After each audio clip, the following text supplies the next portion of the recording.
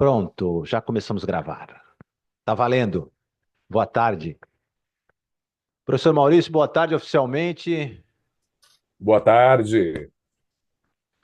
Todos bem-vindos e bem-vindas. Hoje eu preciso. Recados, Maurício. Você quer dar os recados enquanto eu me organizo aqui sobre o ambiente, o lugar para já estar certinho para colocar os resumos? Você fala isso aí daí, por favor? Isso.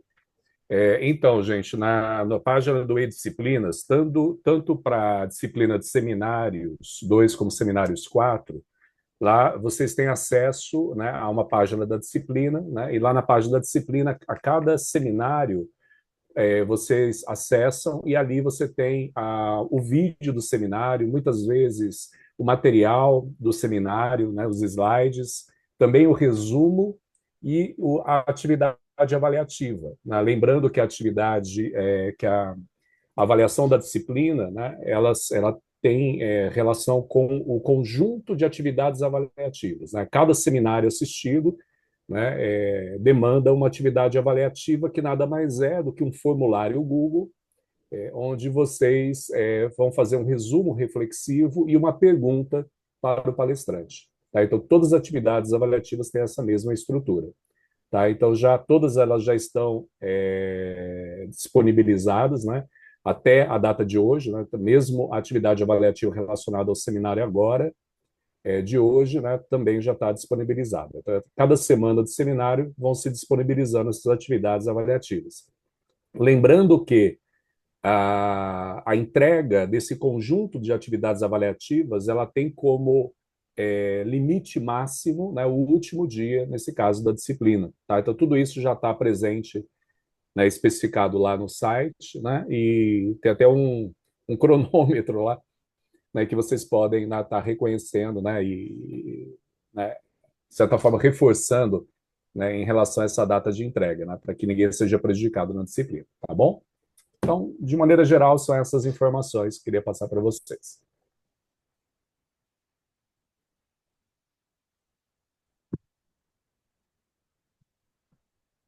Quantidade mínima de. Não, nós não. Você fixou, Maurício? Eu não me lembro se a gente chegou a fechar, porque tivemos uma conversa sobre isso e não me lembro se chegamos num acordo. Você colocou o mínimo e É, máximo? na verdade, não foi estabelecido, não. Eu acabei deixando um pouco mais aberto, né?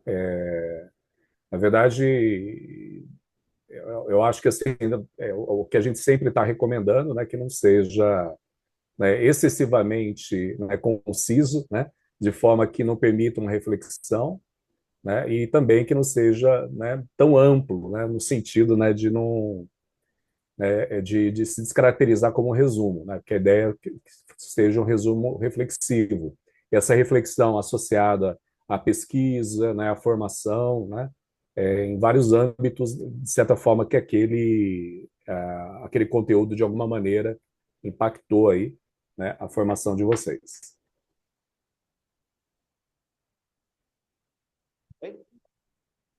Joia, então passemos para a nossa atividade, né?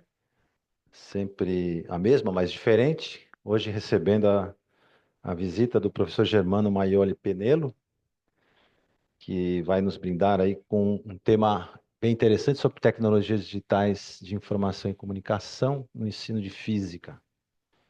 E algo interessante também, porque vai juntar matemática, né? Moodle, GeoGebra, avaliações formativas e jogos eletrônicos. O professor Germano é professor doutor do Instituto de Física aqui da Universidade de São Paulo, né? Recentemente contratado. Foi professor adjunto do Instituto de Física da Universidade Federal do Rio de Janeiro entre julho de 2017 e dezembro de 2023 e coordenador do programa de pós-graduação em ensino de física do Instituto de Física do FRJ entre julho de 20 e agosto de 22 durante a pandemia. Isso é um herói que nós temos aqui. Coordenou um programa durante a pandemia. Coordenador da disciplina Introdução às Ciências Físicas, ICF1, no Centro de Educação Superior à Distância do Rio de Janeiro, CEDERJ, que pertence à Universidade Aberta do Brasil, desde 2018. Tem experiência com educação à distância. Foi professor adjunto do Departamento de Eletrônica e Telecomunicações da Universidade do Estado do Rio de Janeiro entre março de 2015 e junho de 2017. É graduado em 2017, mestre com bolsa FAPERJ nota 10, 2019 e doutorado em Física 2013 pela Universidade Federal do Rio de Janeiro, tendo realizado um doutorado sanduíche na Universidade de Princeton entre 2010 e 2011. Realizou também pós-doutorado na Universidade de Princeton entre 2013 e 2015. Tem interesse em pesquisa na área de interação luz com a matéria, com foco no desenvolvimento de heteroestruturas semicondutoras do grupo 3,5, ou é 3 a 5? 3,5, para a fabricação e caracterização de dispositivos nanoestruturados. Investiga o papel do confinamento eletrônico na elaboração de dispositivos óptico-eletrônicos, compostos quânticos, pontos quânticos ou superredes. Atua na consolidação dos detectores de espelho de Bragg quânticos, e aí eu vou passar o que está no parênteses, uma nova classe de fotodetectores que explora os estados eletrônicos ligados no contínuo e os estados eletrônicos vazantes. Professor Germano, muito obrigado pela gentileza de nos fornecer o seu tempo, o seu conhecimento, e é um prazer e uma alegria tê-lo entre nós. Bom, primeiro eu que agradeço o convite, acho que vai ser um prazer falar um pouco da minha pesquisa também em ensino de física. E como dá para ver no currículo, acabei, está muito, né, nesse trecho do currículo, está muito forte só a minha pesquisa em física, mas de fato eu também atuo bastante na área de ensino de física. E eu queria apresentar para vocês um pouco o que eu posso até trazer aqui para a USP, né? Eu já estou conseguindo até fazer umas coisas interessantes. Eu sou recém-contratado, estou aqui há 9 meses. Mas eu vou mostrar para vocês um pouco essas tecnologias digitais de informação e comunicação no ensino de física, e eu vou frisar aqui 3 grupos de atividades, que eu posso chamar assim, sobre isso. Uma primeira é a integração Moodle e GeoGebra. Vou falar um pouquinho sobre os dois, mas eu creio que aqui eu não preciso detalhar tanto. Eu vou falar depois um pouco sobre avaliações formativas e como esses dois estão interligados. E depois eu vou também falar um pouco sobre como a avaliação formativa também tem um pouco de interligação com jogos eletrônicos, como tudo isso pode estar sendo usado no ensino. Então, a ideia agora é explorar isso. Deixa eu ver se o passador vai. É explorar isso e falar. Primeiro, claro, tem que falar um pouquinho sobre o Moodle, mas aqui, acho que eu tenho um público que eu não preciso detalhar o Moodle tanto, né? Vocês têm o E-Disciplinas aqui, algo fantástico, onde a gente pode usar o Moodle, e o Moodle, de fato, é um ambiente virtual de aprendizagem usado em diversas instituições, tanto nacionais como internacionais. O que eu vou focar no Moodle é nesse sistema de avaliação e gerenciamento de alunos, que é fantástico, o fato de eu poder criar questionários e avaliar alunos, ter todo um sistema por trás, um excesso de dados. E aqui eu vou reforçar essa palavra dados, porque eu vou focar muito em como eu posso obter esses dados que estão dentro do Moodle para tentar avaliar o aluno de uma forma, fazer um acompanhamento do aluno de uma forma um pouco mais contínua. Bom, de novo, não vou reforçar muito, ele é acessível a dispositivos móveis, computador com acesso, é integrável com ferramentas como YouTube, Google Drive, e o que eu vou reforçar aqui é a integração com o GeoGebra, e ele é versátil com relação ao sistema de elaboração de atividades e exercícios, e eu vou mostrar exatamente essa relação entre os dois, o GeoGebra e como a gente pode usar o GeoGebra nesse exercício. Bom, de novo, como eu disse, eu vou fazer muito breve uma introdução sobre o Moodle e agora sobre o GeoGebra, que o GeoGebra é um software, uma plataforma, que funciona online também, criada basicamente com foco no ensino de matemática, onde no fundo é uma junção de geometria e álgebra no mesmo ambiente, daí o nome GeoGebra. Ele também é acessível por dispositivos móveis, o computador com acesso à internet, e mais uma vez, outra coisa que eu acho fantástica do GeoGebra é ele ser altamente personalizável. A gente vai agora utilizar o GeoGebra não para matemática, mas para física. Como é que eu posso personalizar isso dentro do ambiente do Moodle? E aqui eu vou começar, então, a falar um pouco dessa minha primeira etapa da pesquisa, que é o desenvolvimento de material didático. Claro, com foco em ensino de física, mas que, no fundo, eu quero, primeiro, integrar o Moodle ao GeoGebra de uma forma em que eu possa utilizar beneficamente os dois, tanto para o aluno quanto para eu acompanhar o que o aluno está no processo dele de aprendizagem, como é que eu posso acompanhar esse processo dele.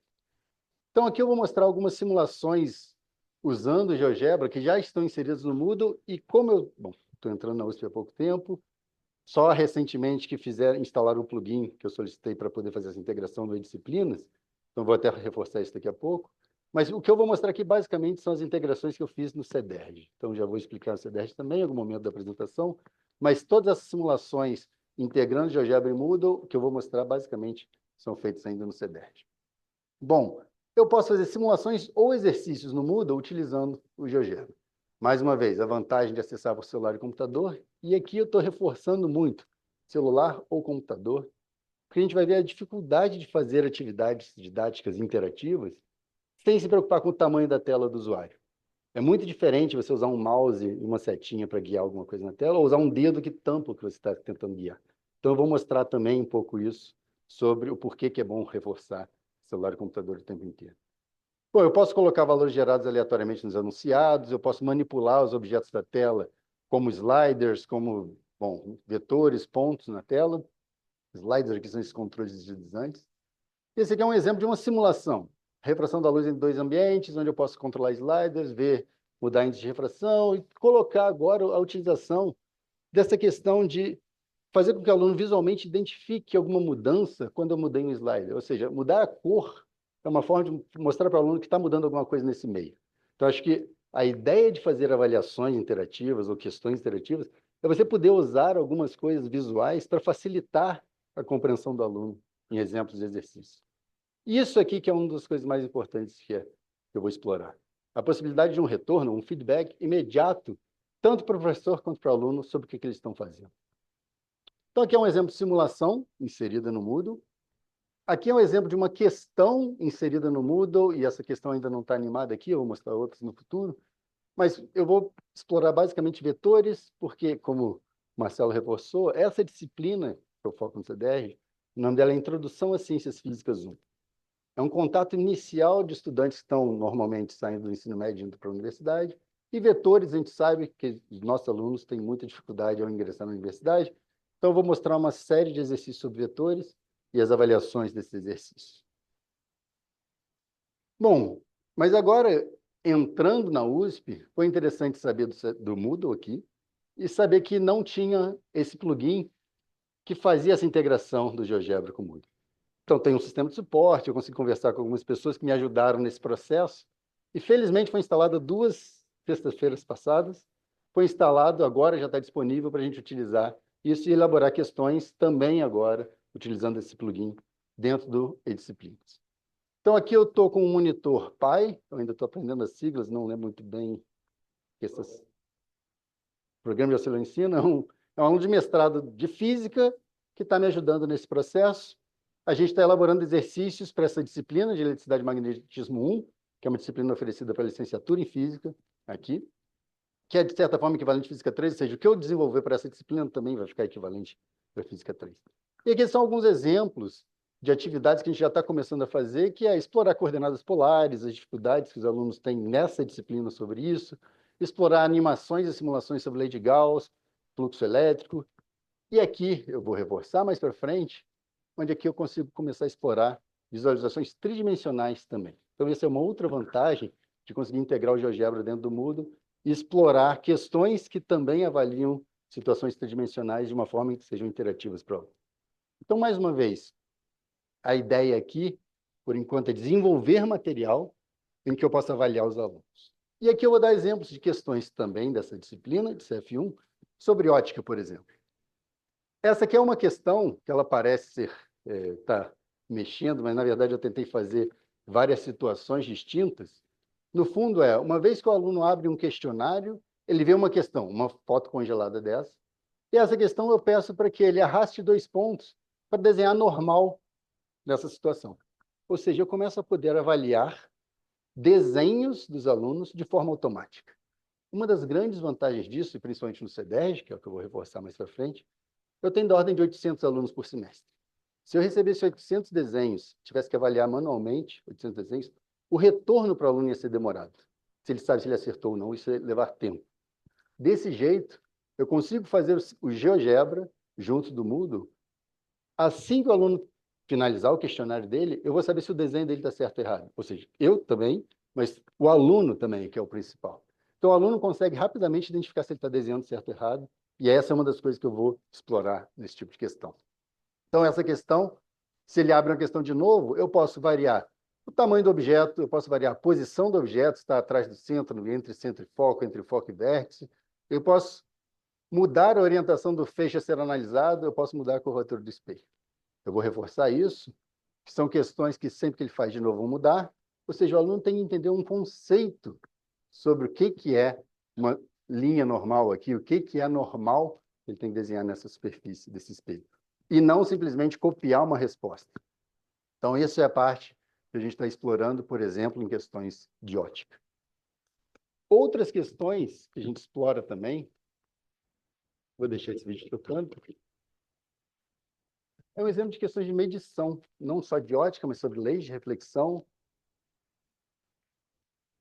medição, e aqui eu tenho muita coisa a explorar. Então, de novo, eu vou aqui falar um pouco rápido sobre uma forma geral as questões que eu desenvolvo, como é que eu avalio essas questões, mas o que eu estou querendo falar é que essa integração Moodle-GeoGebra muda a forma que a gente consegue avaliar nossos alunos sem ter que avaliar apenas o cálculo. Então, aqui, eu estou avaliando conceitos que podem ser variados.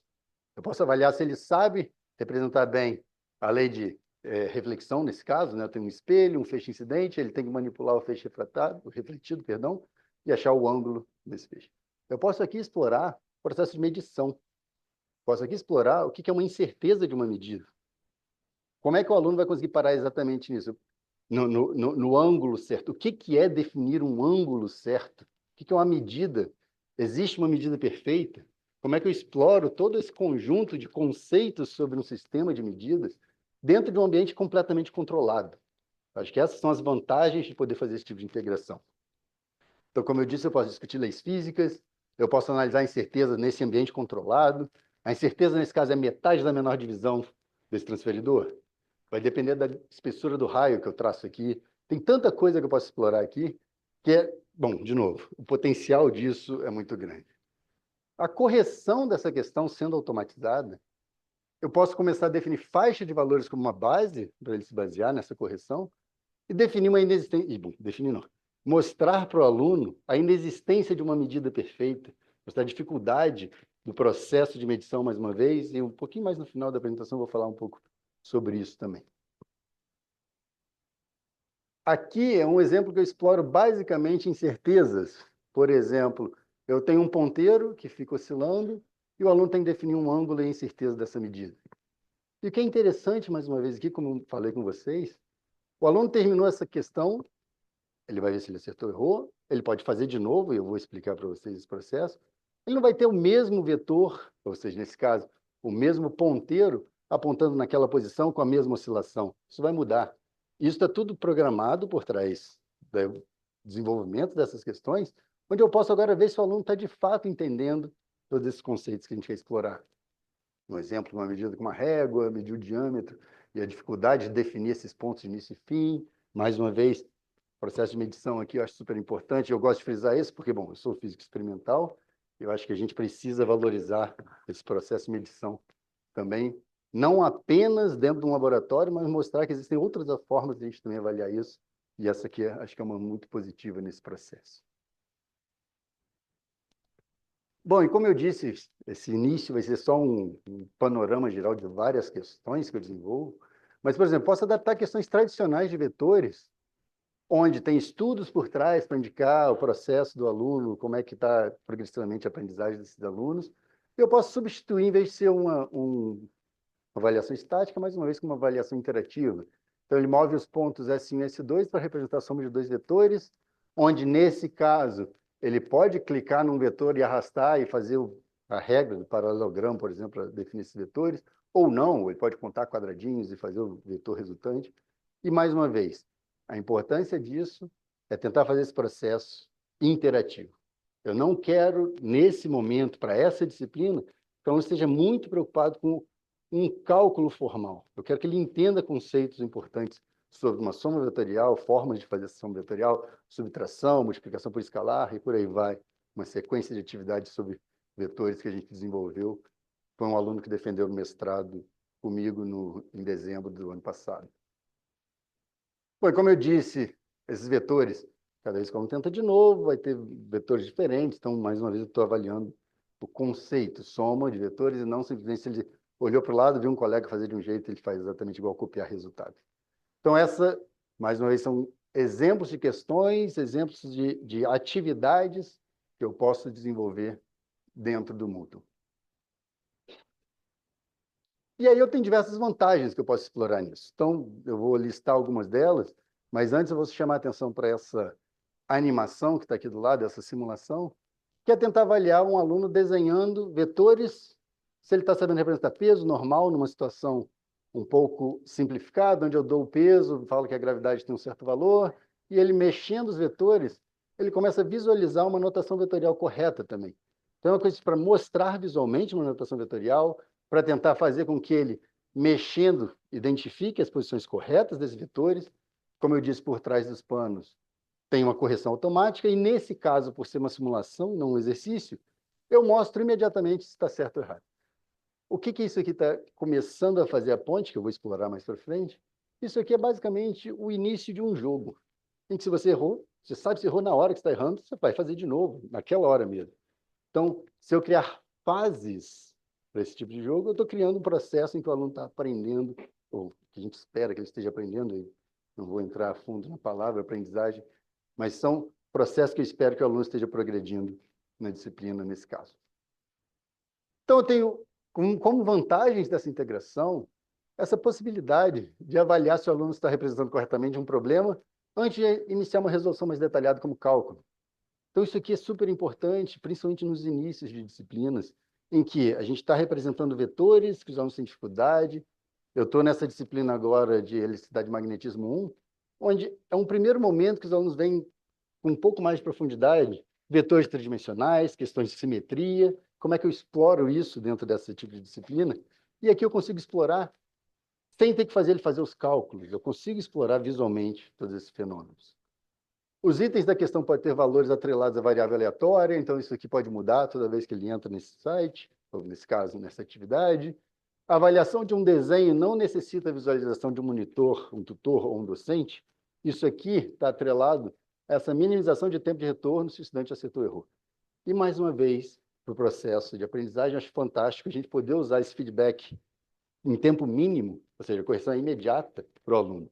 Ele sabe se ele errou ou se ele acertou no momento que ele termina a atividade. E a possibilidade de inclusão desse tipo de atividade como questão dentro do questionário. Então, aqui eu vou fazer a ponte para agora começar a discutir avaliações formativas, utilizando também essas questões. Mas antes de fazer essa ponte, vale a pena ressaltar que agora eu tenho também possibilidade de visualização 3D. Então, isso é uma coisa que a gente está fazendo agora nessa disciplina de Física 3, o equivalente, né, eletricidade e magnetismo, onde eu posso começar a explorar com os alunos definições de simetria, por que nesse ponto o campo elétrico aponta verticalmente para cima, no caso, se esse fosse um anel carregado positivamente, ou se eu tivesse só duas cargas nesses pontos também, por que o vetor seria só para cima. Então, a gente começa agora a explorar um ambiente em que permite uma visualização 3D que, bom, eu não sei desenhar bem, no quadro eu nunca conseguiria fazer algo similar a isso. E aqui não é só fazer, o aluno vai interagir. Isso aqui é um exemplo disso girando automaticamente, mas o aluno vai poder olhar por cima, olhar pelo lado e observar isso da forma que ele achar melhor. Então, eu posso visualizar como algo positivo, mas também posso avaliar o aluno num ambiente tridimensional também, coisa que é muito difícil quando a gente faz em desenho também, pedir para o aluno desenhar, a gente sabe das dificuldades que eu tinha como aluno, como professor ainda tem de desenhar, os alunos também vão ter essa dificuldade, então aqui a gente dribla um pouco essa dificuldade. Bom, e outra vantagem, e eu vou botar aqui por enquanto, é que algoritmos de Large Language Model, modelos de linguagem ampliada, seja ChatGPT, Gemini do Google, eles, por enquanto, não resolvem essas questões como eles já estão resolvendo questões tradicionais. Então, esse aqui eu vou citar um exemplo em que eu pedia para ele posicionar vetores e tentar projetar o vetor dx e dy utilizando esses vetores aqui do lado. O vetor dx o vetor d, perdão, está fixo, e o aluno tem que aprender a projetar. Eu copiei essa imagem, joguei para o ChatGPT e pedi, me ajude a resolver essa questão. só com a imagem. Isso, bom, o ChatGPT está evoluindo, a gente sabe, num ritmo bem acelerado. Só que ele avisa, para posicionar os vetores dx e dy, representa as projeções, precisamos observar a direção no sentido do vetor D. Ou seja, ele está me ajudando, por enquanto, tudo bem. Análise do vetor D. Ele aponta da esquerda para a direita, indicando a componente positiva no X. Bom, ele já começou errado aqui. Ou seja, ele começou bem, ele entendeu o problema, ele sabe explicar como resolver, mas ele não soube ler esse vetor corretamente. Então, eu não estou dizendo que ele não vai saber daqui a pouco, não, porque há 5 dias atrás foi lançada uma nova versão do ChatGPT que parece que está gabaritando todos os testes feitos para avaliações de alunos. Então, como isso aqui é pago, eu não tenho acesso a isso, não consegui explorar isso nos últimos dias, mas eu vou dizer por enquanto que a versão gratuita, por enquanto, ainda não resolve essas questões de uma forma como resolveria se fosse simplesmente uma questão estática. Então, eu digo vantagem porque a gente tem que aprender a usar novas tecnologias também para aprendizagem, para auxiliar a aprendizagem dos alunos. E essa é uma delas. Pedir ajuda é uma delas. Ele está me ajudando, só que ele não soube analisar o vetor corretamente, mas ele soube me ajudar um pouco. Então, acho que isso, como eu disse, isso vai mudar em breve, para o bem ou para o mal, mas eu acho que a gente pode também já começar a se preocupar com essas situações no nosso dia a dia. Então, aqui eu falei das vantagens, e a gente tem algumas dificuldades e limitações nesse tipo de desenvolvimento de atividade, né? O aplicativo tem que ser pensado para visualização em telas de diferentes tamanhos. Isso é uma situação que tem que estar clara na hora de desenvolver a atividade, porque manipular item na tela com o mouse é muito diferente de manipular com o dedo na tela, numa tela menor. Então, a gente tem a limitação da visualização e posicionamento preciso fica um pouco mais dificultada. A gente pode resolver isso fixando a movimentação numa malha. Vou voltar aqui um slide. Eu posso fixar a movimentação dos pontos só nos vértices dos quadrados. Isso facilita um pouco, minimiza essa dificuldade quando seu dedo está em cima. Então, tem solução, mas é uma das limitações que a gente está tendo.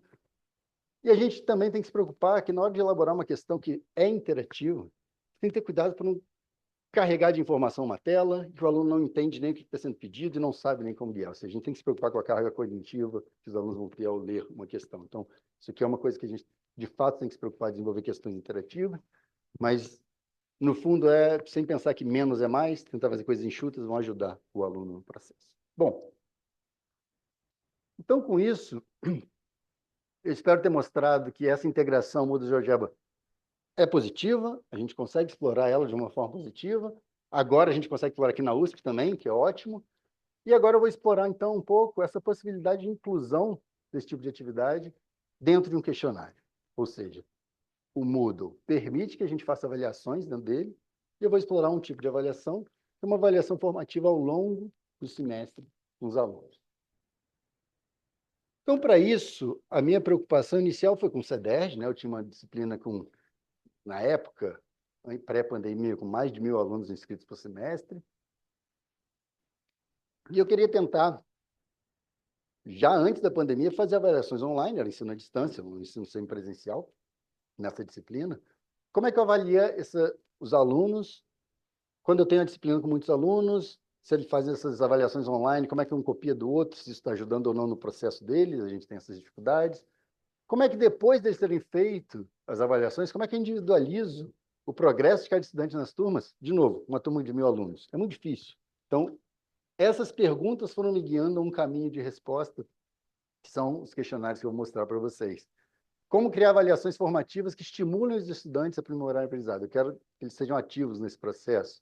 Como obter informações que indiquem, antes da avaliação, tipo uma prova P1, uma P2, que o estudante precisa de uma atenção personalizada, ou seja, eu quero identificar precocemente alunos que estão com dificuldade antes de uma prova que tem um peso muito importante para a nota dele.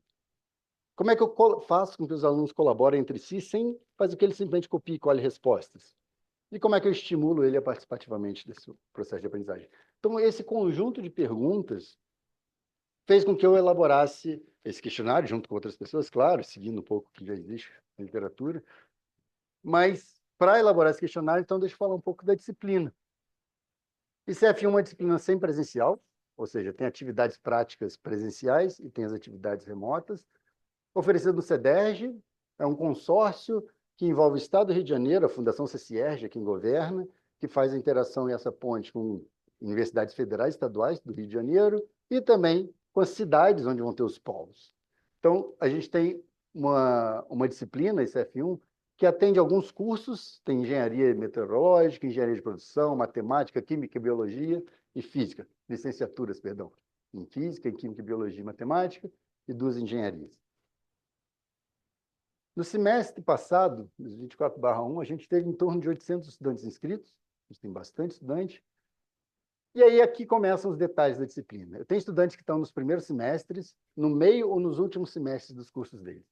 É uma disciplina que não só abrange um público grande em cursos, mas uma disciplina que tem alunos em diferentes momentos da formação deles. E aí eu tenho várias dificuldades nesse processo. Aluno que acabou de sair do ensino médio, aluno que já terminou uma outra faculdade e está fazendo agora.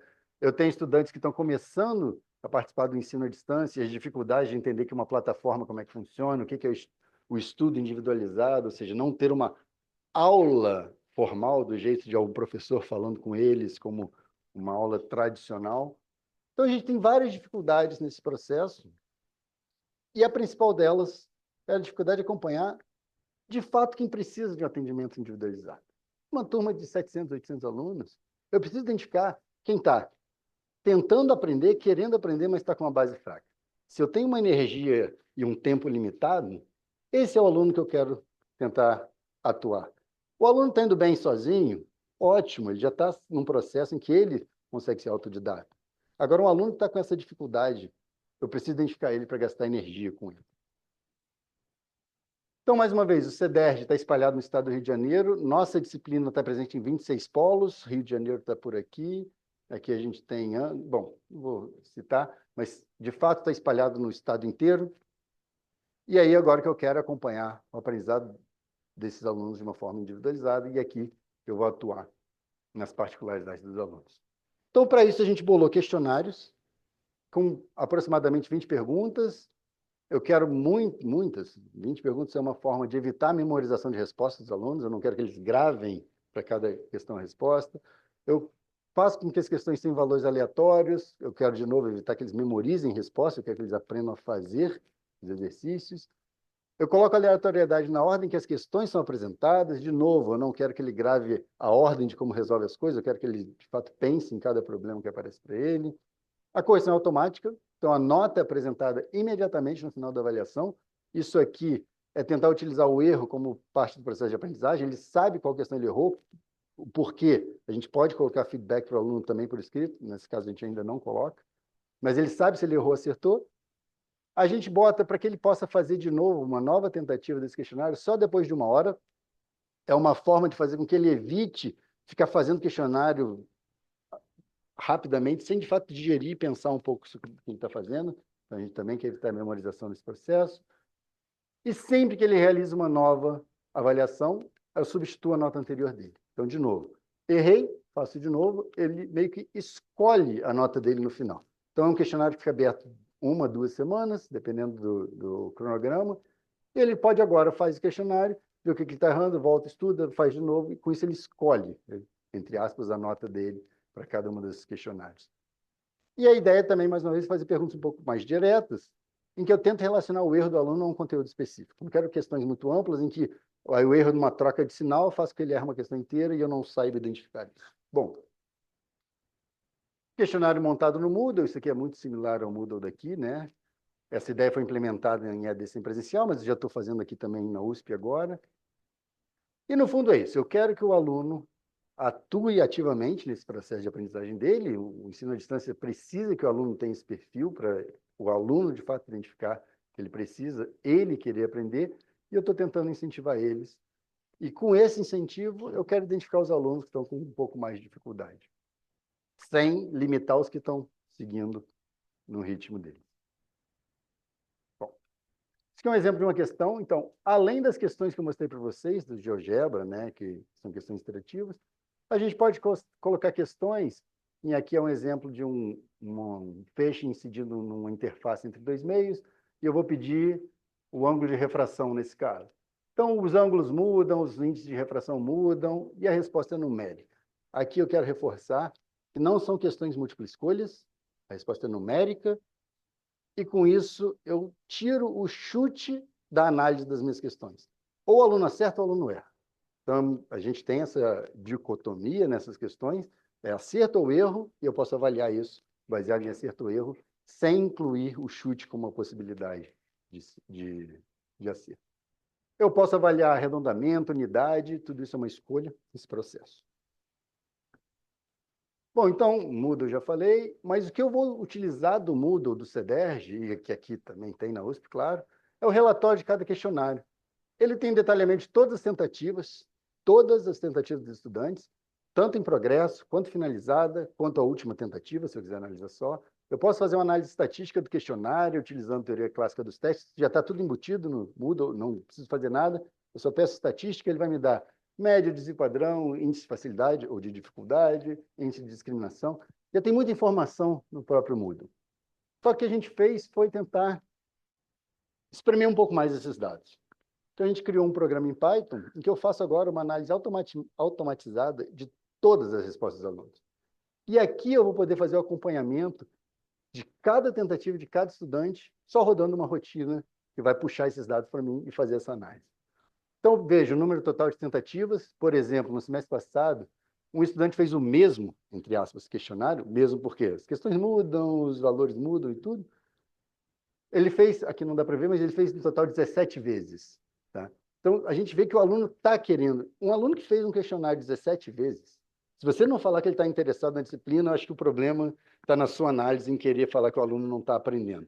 Então, eu acho que isso, só o número de vezes que o aluno tenta, já é um indicativo bom para a gente começar a acompanhar esses alunos. Mas eu posso ver a evolução das notas dele também. Como é que eles estão indo em cada tentativa? Como é que eu identifico? Bom, além de ver, eu identifico de fato cada estudante em cada tentativa, e aí agora eu posso fazer esse acompanhamento individualizado por estudante e pela turma. Eu verifico também quanto tempo cada estudante leva a fazer o questionário. Eu quero um questionário que não precise de 5 horas para os alunos fazerem, então eu tenho lá uma estatística de tempo deles e sei, opa, melhor diminuir o número de questões, está levando muito tempo, aumentar. Então aqui eu posso ver também essa evolução do tempo para cada tentativa. Então, a gente vê que no início os alunos levam mais tempo, depois eles começam a fazer as questões um pouco mais rápido, também são análises que a gente faz.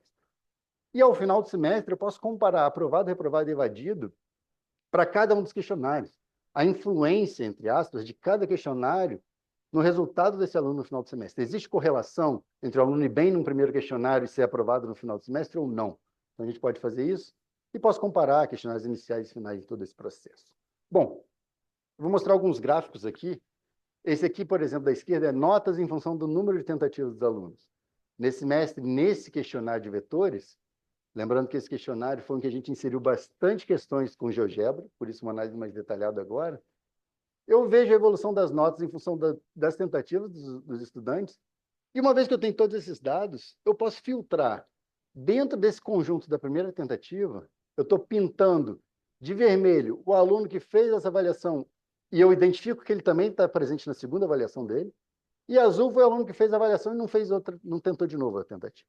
E eu consigo agora acompanhar o progresso desses alunos. Aqui eu começo a fazer uma análise interessante, que é a identificação de alunos, por exemplo, que por mais que tentem, não conseguem obter nota máxima. Esse aqui é um filtro que eu coloquei para seguir as notas desses alunos, onde aqui eu tenho a nota de um aluno que fez a avaliação, depois fez de novo e tirou uma nota menor. Depois voltou e tirou uma nota maior, depois voltou, tentou melhorar. Bom, parei por aqui. Mas nota que esse aluno fez 4 tentativas, não tirou nota máxima e parou de fazer o questionário. Então, aqui nesses filtros que eu coloco, nesse caso, eu botei um filtro que o aluno tirou 80% da nota após 3 tentativas. Ou seja, ele fez mais de 3 ou mais tentativas e não chegou na nota máxima. Quem são esses alunos? O aluno chegou na nota máxima, eu posso pensar que ele está, de fato, progredindo e vou me preocupar com os alunos que não estão chegando na nota máxima por algum motivo. Então, aqui eu posso criar hipóteses. Esse estudante é ativo, ele está tentando, uma forma de medir, entre aspas, se o aluno está interessado em aprender. Mas agora eu tento, como nessa hipótese, falar, ele tem uma base fraca. Eu preciso atuar nele porque ele não está chegando na nota mais alta, porque ele não está conseguindo, sozinho, entender algum processo dessas questões. Então, essa é a hipótese que a gente vai tentar agora atuar. Identificando esses alunos, começar a falar com os tutores de cada polo. Por favor, fale com um aluno tal, de Volta Redonda, que ele está com dificuldade. Acho que se você fizer uma aproximação individualizada, vai ser melhor para ele. Então, aqui eu consigo, mapeando um estado, identificar esses potenciais alunos e tentar fazer interação local. Aqui na USP eu vou tentar fazer isso com meus alunos eu mesmo. Acho que é um processo um pouco mais fácil, mas no CDR a gente tem essa dificuldade de distância. E aí eu posso avaliar um pouco mais. Por exemplo, esse gráfico aqui, bom, desculpa, eu esqueci de falar que esse tipo de gráfico é chamado de violino, é só para dar uma ideia da quantidade de alunos em cada região. Aqui eu separei, então, os alunos que não fizeram a próxima tentativa, qual é a média deles, em torno de 4. Os alunos que fizeram essa avaliação e também fizeram a seguinte, a média deles está um pouco abaixo, um pouco acima de 2, e a linha horizontal é a média de todo mundo. Separando nesses 3 grupos, é muito interessante perceber que esse ponto vermelho representa todos os alunos que fizeram essa segunda avaliação. Ou seja, esse ponto em vermelho é a média deles, esse ponto, essa barra horizontal em azul, também são todos os alunos dessa avaliação. Eu vejo que fazer uma segunda avaliação, do ponto de vista de nota, faz com que os alunos melhorem as notas deles em média. E melhorem a ponto de ficar com uma nota melhor do que quem, em média, tentou apenas uma vez. Ou seja, eu consigo falar para o aluno, incentivar os alunos. Cara, se você tentar mais de uma vez, vai ser benéfico para você. É uma forma de mostrar para o aluno que tentar de novo, e bom, dentro de um questionário que evita memorização e algumas das coisas que eu falei, evita cola entre alunos, falar que fazer uma nova tentativa é benéfico para ele. Então, isso não é uma forma, bom, gráfica de mostrar isso para os alunos. E nota que isso vai progredindo. Daqui a mesma coisa.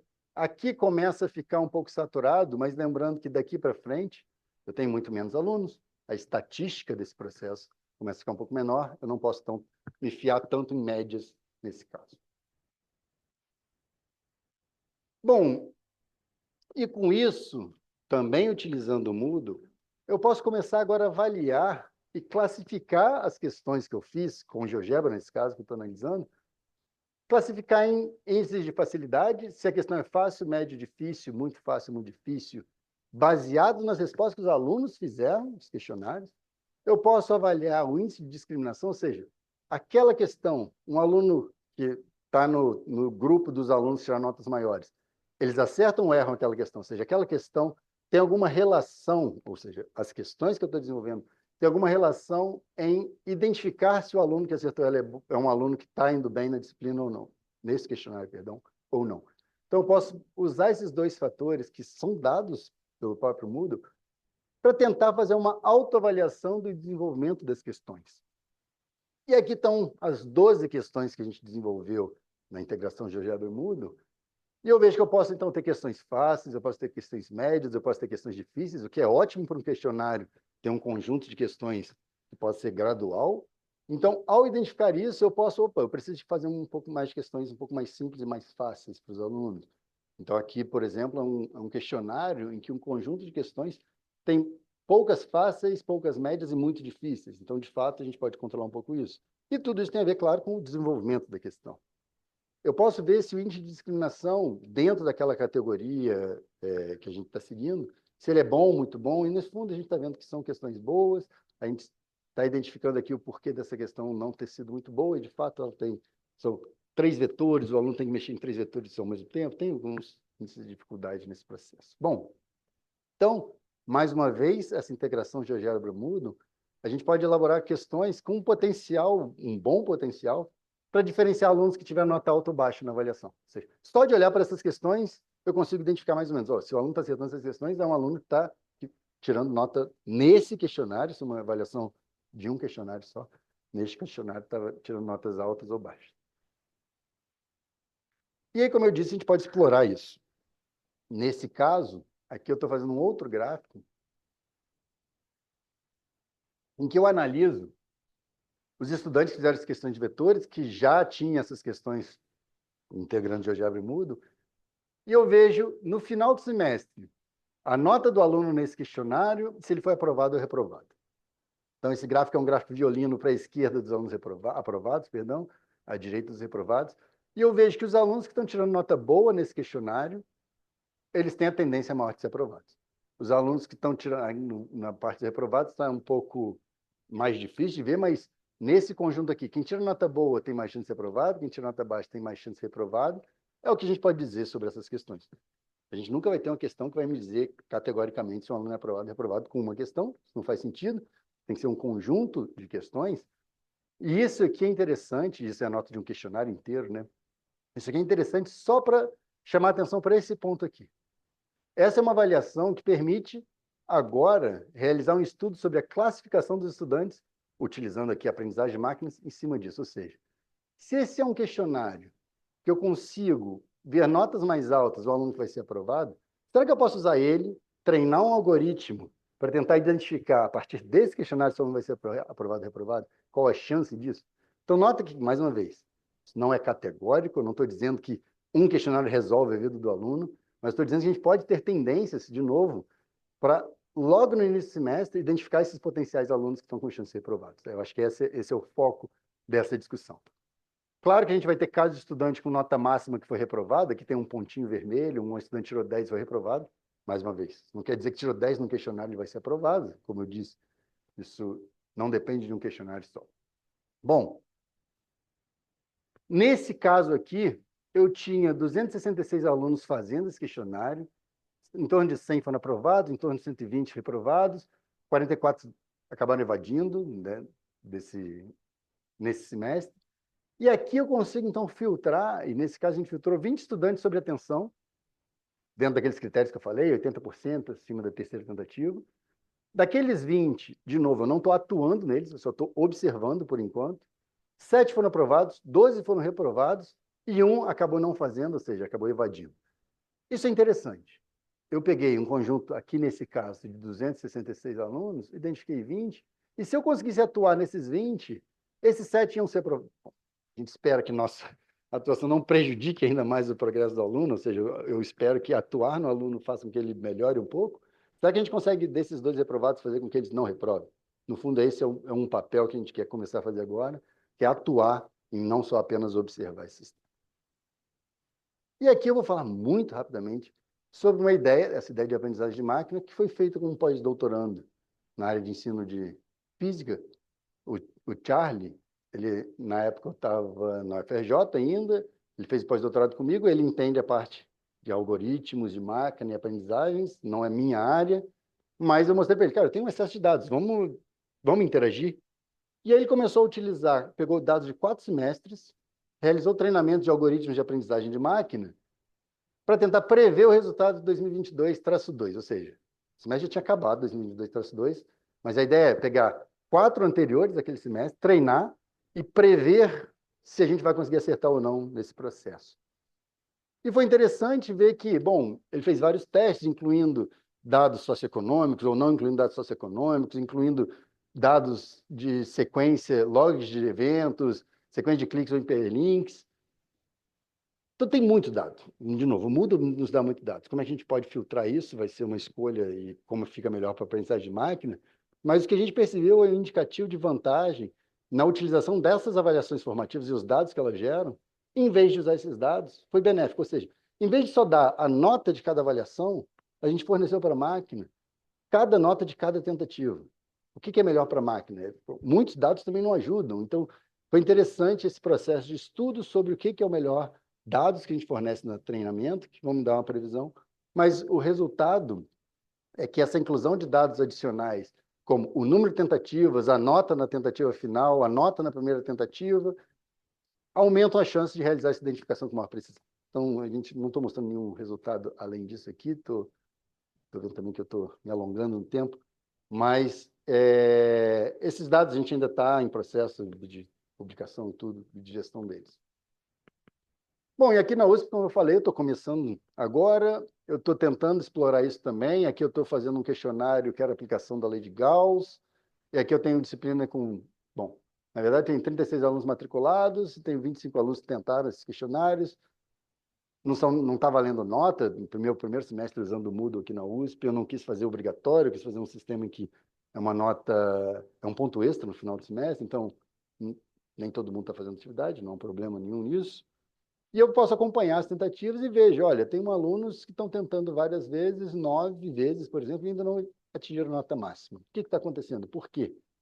Nesse caso, mais uma vez, estou só observando, mas esse é o tipo de aluno que eu posso identificar, tá, esse aqui tem alguém que agora eu sei quem é o rosto da pessoa. Isso vai me facilitar essa conversa com os alunos. Esse questionário aqui na USP bom, eu estou fazendo com poucas questões, a gente está fazendo enquanto o semestre está rodando, então não vou ter 20 questões, por exemplo, como eu gostaria. Ainda não tem integração de GeoGebra, está muito recente, mas bom, a gente já viu que agora a gente vai começar a elaborar essas questões. E agora, com esse monitor que eu tenho, ele está super disposto a mexer no GeoGebra, ele já sabe mexer, na verdade, no GeoGebra. Então, a gente está, o Lucas, a gente está trabalhando em cima disso. A gente fez uma prova, uma avaliação somativa, hoje foi a P1 dos alunos, então 23 alunos estiveram presentes, desses 36 inscritos, então, beleza, é um indicativo que, na verdade, eu tenho aí uns 10, 11 que nem estão vindo na disciplina mesmo, tá? Então, é uma forma de pensar, mas só vou saber disso, de fato, ao longo desse estudo. Então, eu estou tentando fazer essas relações entre as avaliações no final do semestre, ajudar o aluno a ser aprovado ou não, então, bom, tem um semestre ainda pela frente para começar. E agora eu posso então, falar com o Lucas. Agora passou a prova, vou corrigir, isso vai levar um tempo, então nota a diferença de um questionário que é nota automática. Eu já poderia ter falado com o Lucas para ele interagir com os alunos, agora eu ainda vou corrigir essas provas, vou levar aí uma semana para corrigir essas provas e tudo, mas eu quero já começar a falar com o Lucas. Lucas, tal aluno nos questionários não está indo bem, na prova não foi bem, cara. Chama ele para monitoria, vamos tentar incentivar ele a participar um pouco mais do que a gente está podendo fornecer para ele de auxílio. Bom, pessoal, então, como eu disse, vou tentar agora conectar algumas coisas, né? Como eu mostrei para vocês avaliações formativas e que o aluno pode tentar várias vezes, nota que, de certa forma, num jogo, o que você faz é chegar numa fase, tentar passar de fase, morrer, morrer, morrer, morrer, morrer, e passar de fase. Eventualmente, você aprendeu como passar de fase. Um questionário em que o aluno pode fazer várias vezes, escolher a nota dele, é meio que um jogo em que o aluno pode jogar e escolher a pontuação no final da fase. Tá? Então, claro que eu estou fazendo comparações muito simples para algo que é muito mais elaborado que isso, mas existe sim uma relação entre esses dois, principalmente como eu começo a fazer questões interativas. Porque aí sim o aluno interage com o sistema, ele tem um retorno visual do que ele está fazendo imediatamente, e se ele acertou ou errou, ele vai ver na hora se ele está acertando ou errando. E aqui, então, eu vou mostrar alguns jogos que eu desenvolvo. Esse aqui é um jogo que eu estou desenvolvendo em parceria com o IMPA, o Instituto de Matemática Pura Aplicada, fica no Rio de Janeiro. E usando essa similaridade, eu posso, então, fazer essa ponte. Tá? Tomei a liberdade de fazer essa ponte entre avaliações formativas e jogos eletrônicos para conectar esses três assuntos numa apresentação só, tá bom? Então, aqui eu vou mostrar um exemplo, e aí aqui eu acho que vai valer a pena só. Tá? Vamos ver se vai dar para ver. Um joguinho em que eu tenho eixos, o vetor tem que sair de um ponto e chegar na região azul. O aluno vai colocar, então, os valores dos vetores nos campos dos eixos x e y. Aqui ele vai ver a notação vetorial correta. Ele só pode andar pela região verde. Aqui eu vou tentar ir direto da região verde. Tem som? Não. Tá. Espero não ter assustado ninguém. Mas aqui eu vejo, eu errei. O que eu tinha que ter feito? Opa, eu tinha que ter jogado isso de uma forma um pouco diferente. Isso aqui é um feedback imediato que o aluno acabou de receber, que ele não podia ir direto, ele vai ter que agora somar vetores. Para chegar naquela região azul, ele vai ter que agora botar um vetor na horizontal, um vetor na vertical, e depois, no final, para ser aprovado nessa fase, ele vai ter que somar corretamente os vetores. Então, além da interatividade, eu posso explorar o feedback imediato em jogos para tentar estimular o aluno a aprender. Então, é o que eu vou fazer em alguns exemplos que eu vou mostrar aqui para vocês, mas que é estudar jogo, entender qual é a dinâmica de um jogo, o que é a meta e o objetivo de um jogo, você pode fazer comparações diversas com diversos jogos que a gente tem no nosso dia a dia, não só eletrônicos, quais são as regras desse jogo, qual é o feedback que você tem ao jogar, o que está dando certo, o que está dando errado, quais são as recompensas que vão estimular você a tentar continuar jogando, ou seja, você acertou, mas dependendo da recompensa, quer acertar melhor, e isso é importante no jogo. E aqui eu estou tirando um elemento de jogo que, bom, no ensino fica um pouco mais difícil, eu ainda não consegui colocar na minha cabeça como driblar, que jogos normalmente você tem a participação voluntária. Aqui você não tem participação voluntária, aqui você é obrigado a jogar, dependendo da disciplina, claro. Se você quer avaliar um aluno, você tem que obrigá-lo a jogar, ou botar como ponto extra, ele vai jogar se quer, mas, bom, de certa forma, eu não vou colocar aqui uma participação voluntária, porque eu quero que eles joguem os jogos que a gente está desenvolvendo. Então, aqui tem um exemplo dessa fase sendo jogada, em que ele vai resolver, ele nesse caso, sou eu gravando, resolver corretamente. Vou botar um vetor no eixo X, um vetor no eixo Y para chegar na região azul. Chegou, tem lá a questão feedback também, gráfico, sonoro, isso é importante explorar em jogos. Parabéns, qual é o vetor resultante? Você digitou o vetor 1, 9i0j, vetor 2, 0i5j, some esse vetor, o vetor resultante é esse. Beleza, parabéns. Acertou o vetor, fez tudo certo, ganhou 3 estrelas. Se tivesse dado um vetor a mais, você ia ganhar 2 estrelas. E você pode, então, fazer com que o aluno tente sempre minimizar o número de vetores que ele vai usar. Tem um conjunto de fases que ele pode explorar. Vou entrar em uma fase aqui diferente, que começa a usar elementos de jogos para tentar ensinar vetor, onde agora ele tem um obstáculo que mexe. Ou seja, aqui tem uma dificuldade adicional, que não é só botar andar em linha reta e chegar no vetor. É você passar no momento certo sem bater naquela barreira. Então, nota que aqui o aluno já entendeu o que ele tem que fazer, só que agora estou tentando estimular ele a jogar um pouco mais para refinar alguns conhecimentos. E esse aqui eu posso variar, posso botar diversas fases diferentes. A gente, nesse tipo de jogo, botou regiões que têm fatores multiplicativos, então o vetor que ele escrever vai ser multiplicado por um escalar positivo ou negativo, então ele tem que agora pensar qual o vetor que ele vai colocar e para onde o vetor vai. Então, ele vai mentalmente ter que se preocupar com algumas das propriedades de operações com vetores. Então, esse é um jogo desenvolvido em parceria com o IMPA, e eu acho que só está repetindo. Tá. E aí, o que é interessante em jogos eletrônicos? Mais uma vez, eu gosto de tentar explorar dados. Eu acho que eu vou chamar assim, de uma forma geral. Fazer o aluno jogar e ele aprender é ótimo, mas eu quero identificar o que os alunos estão com dificuldade nesse processo. E aí, essa foi uma versão, você vai ver que não é exatamente igual ao que estava lá, essa foi a versão do jogo que eu fiz antes de começar essa parceria com o IMPA, em que eu coloquei esse jogo como Android, já explico por que está descontinuado, mas é um jogo de celular para Android. A dinâmica é exatamente a mesma que eu acabei de falar para vocês, mas aqui tinha um diferencial, que era o que eu gostava de explorar, que eu ainda estou explorando para tentar sintetizar esses resultados.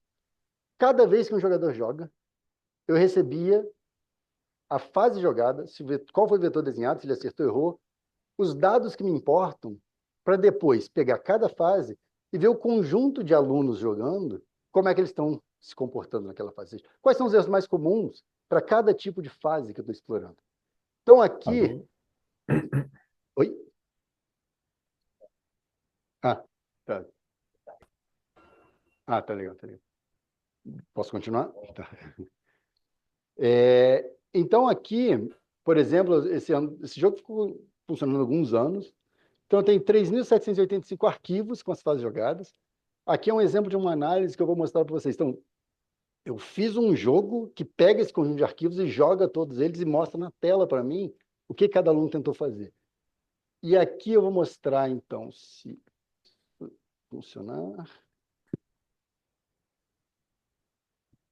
Aqui eu vou mostrar, então, essa é uma fase ligeiramente diferente. Nesse jogo, eu dava algumas informações adicionais dentro do próprio jogo.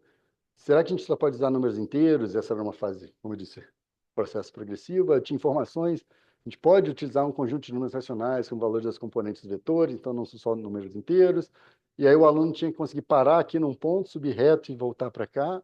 Seria com 3 vetores, a forma, o mínimo de vetores que ele pode usar. E a gente vê alunos tentando ir direto, alunos errando, alunos chegam aqui e por algum descuido acabam digitando valores errados, isso é bem comum, botar um valor negativo em X e achou que o Y também tinha que ser negativo e acabou daqui descendo e batendo. Então, isso é comum no processo. E aqui, então, tem um conjunto grande de dados para filtrar e identificar os erros mais comuns nesse processo. Isso foi.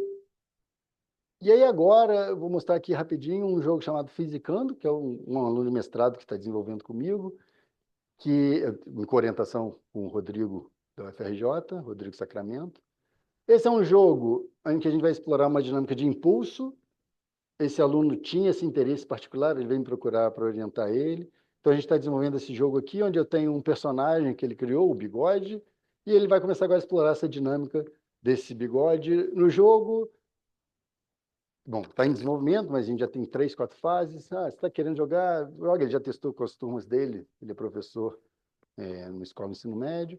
E que eu vou passar rápido, ele vai, anda, pega objetos, ele tem agora um valor de impulso que ele pode utilizar, tem blocos com massas diferentes.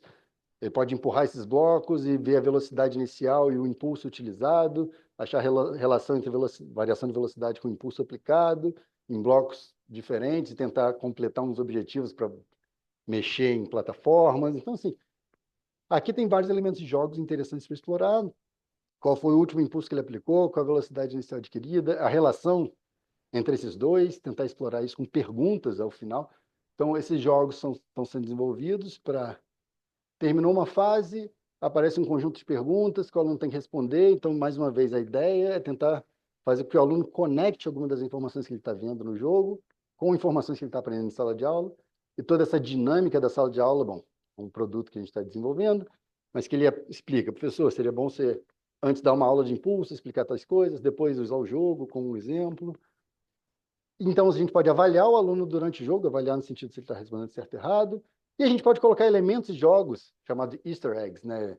Ovos de Páscoa em jogos, onde você bota detalhes para tentar fazer, mais uma vez, a questão das recompensas, fazer com que o aluno jogue um pouquinho mais. Então, aqui você vê que nessa pergunta você conseguiria completar essa fase utilizando menos impulsos ou fazendo um tempo menor? Tipo, você quer estimular o aluno a tentar jogar de novo, ser mais rápido, utilizar menos impulso. E aqui a gente pintou um bigodinho de ouro, porque a gente tem 3 categorias de resposta, ele é aprovado ou não na fase, né? Um bigode você vai ter que jogar de novo, 2 bigodes você passa de fase, mas, bom, joga de novo, você ganha 3 bigodes. Só que se você for muito bom a ponto de fazer o mínimo de tempo e tudo, você ganha um bigode especial, o bigode de ouro. Então, é uma brincadeira para você, numa turma, pegar um aluno que gostou e tentar incentivar ele a jogar um pouco mais, e não ele, eu joguei, parei, agora eu vou fazer outra coisa. Então, tenta botar esse aluno que tem algum estímulo a brincar um pouco mais com esse jogo. E aí, pessoal, eu não sei como é que eu estou de tempo. Só mais uns 5 minutinhos, tá bom. E aí eu vou fazer só um adendo que eu não coloquei, mas que eu acho super interessante explorar também. E eu mostrei a vocês que eu não fiz experimental, gosto de experimentos. E videoanálise também é uma tecnologia digital de informação e comunicação que pode ser utilizada no ensino. Eu vou mostrar alguns exemplos que a gente também está fazendo no CEDERJ sobre videoanálise, utilizando celulares mais modernos, que hoje em dia o celular, cada vez mais uma ferramenta super elaborada, em que a gente pode fazer vídeos com altíssima resolução espacial, vídeos com 4K, posso fazer vídeos com taxa de quadro por segundo bem elevados, aqui eu estou sendo conservador em falar em 240 frames por segundo. Oi? Já tem celular que faz mais do que isso. Então, nota que a gente pode fazer experimentos, filmar experimentos, com uma geração de muitos dados bons a ser analisados. E aqui a gente pode explorar isso, então, também no ensino. Isso aqui a gente está fazendo no CEDERJ, essa parceria com um grupo, eu vou nomear, não sou só eu que faço tudo isso, pessoal, vamos nomear todo mundo em breve. Mas a ideia é explorar esses vídeos e pensar que sempre que a gente tem uma disciplina experimental, a gente pode, olhando para a disciplina, pensar quais são os objetivos de aprendizagem que a gente quer para essa disciplina. Isso normalmente não é muito discutido, mas é importante sempre se elaborar uma disciplina pensar nisso. E pensar que uma disciplina experimental, a gente poderia pensar, a gente vai focar em modelagem de um experimento físico, a gente vai focar na comunicação, como o aluno apresenta os resultados que ele teve, a gente vai focar em habilidades técnicas de um laboratório, são importantes, automatização de equipamento, utilização de softwares para isso.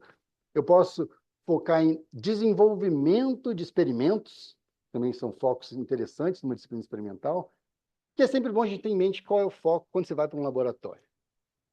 Quando eu faço videoanálise, eu vou diminuir essas possibilidades, pensando que eu não vou poder atuar em fazer um experimento se eu só vejo um experimento filmado. Mas tem informações interessantes que eu posso tirar dentro de um vídeo de videoanálise, que é criar modelos físicos para esse vídeo, para esse experimento, né? Fazer com que o aluno elabore uma argumentação científica, no meio de texto, como artigo ou apresentações orais, e deixar os outros 2 ramos desse objetivo na disciplina experimental, uma disciplina que, de fato, seja experimental quando o aluno vai para um laboratório. Ou seja, por que fazer o aluno ir para o laboratório, tirar um conjunto de medidas e fazer análises estatísticas? Não estou dizendo que não é importante, mas eu tenho outras formas de fazer isso sem fazer com que o aluno vá para um laboratório. E quando ele vai para o laboratório, eu gostaria muito de receber um aluno no meu laboratório, que quando ele vai para o laboratório, ele saiba desenvolver atividades de laboratório, que é construir experimentos e automatizar experimentos. Isso aqui é importante? mas ele não precisa de uma disciplina experimental para fazer isso. Experimental do ponto de vista de ir para um laboratório. Então, se tem um laboratório disponível, vamos usar ele, porque só dá para fazer um laboratório. No fundo, é um pouco isso que eu quero dizer. E aí, com videoanálise, eu consigo aprofundar discussão sobre incertezas, como eu já falei para vocês, que eu estou também explorando de GeoGebra. Metade da menor divisão é sempre a incerteza do experimento, e já respondo que não, mas é importante o aluno entender isso. A análise da compreensão dos alunos sobre a importância do processo de medição. O que são os paradigmas pontual de conjunto que todos os alunos, no processo de aprendizagem, os alunos têm. Muitas vezes eles acham que fazer uma única medida é suficiente, desde que seja a medida perfeita. Ele faz um conjunto de medidas para treinar e depois fazer uma medida única, que vai ser a medida perfeita. Isso está muito longe da realidade de como o processo científico é feito, e diferenciar isso de um paradigma de conjunto é importante. A gente identificar em que ambiente que o aluno está, para discutir com o aluno como ele pode progredir nesse pensamento científico dele, e em videoanálise a gente consegue fazer isso. Diferenciar o que é uma simulação computacional, um experimento. Filmar no experimento é muito diferente de você fazer uma simulação e achar que aquela simulação é a mesma coisa. São coisas completamente diferentes. Então, é muito importante usar a videoanálise, por exemplo, para fazer essa diferenciação com os alunos, fazer eles elaborarem gráfico e análise de dados, é possível, apresentar relatórios em formato de comunicação científica, como eu disse, e visualizar experimentos que não seriam possíveis de realizar presencialmente. Experimentos que o movimento é muito rápido, a gente vai precisar de algumas técnicas para isso. E aí, para fechar, eu vou só mostrar um projeto que eu também estou desenvolvendo aqui na USP, desde que eu entrei, que é tentar fazer experimentos usando agora uma eletrônica um pouquinho mais embarcada.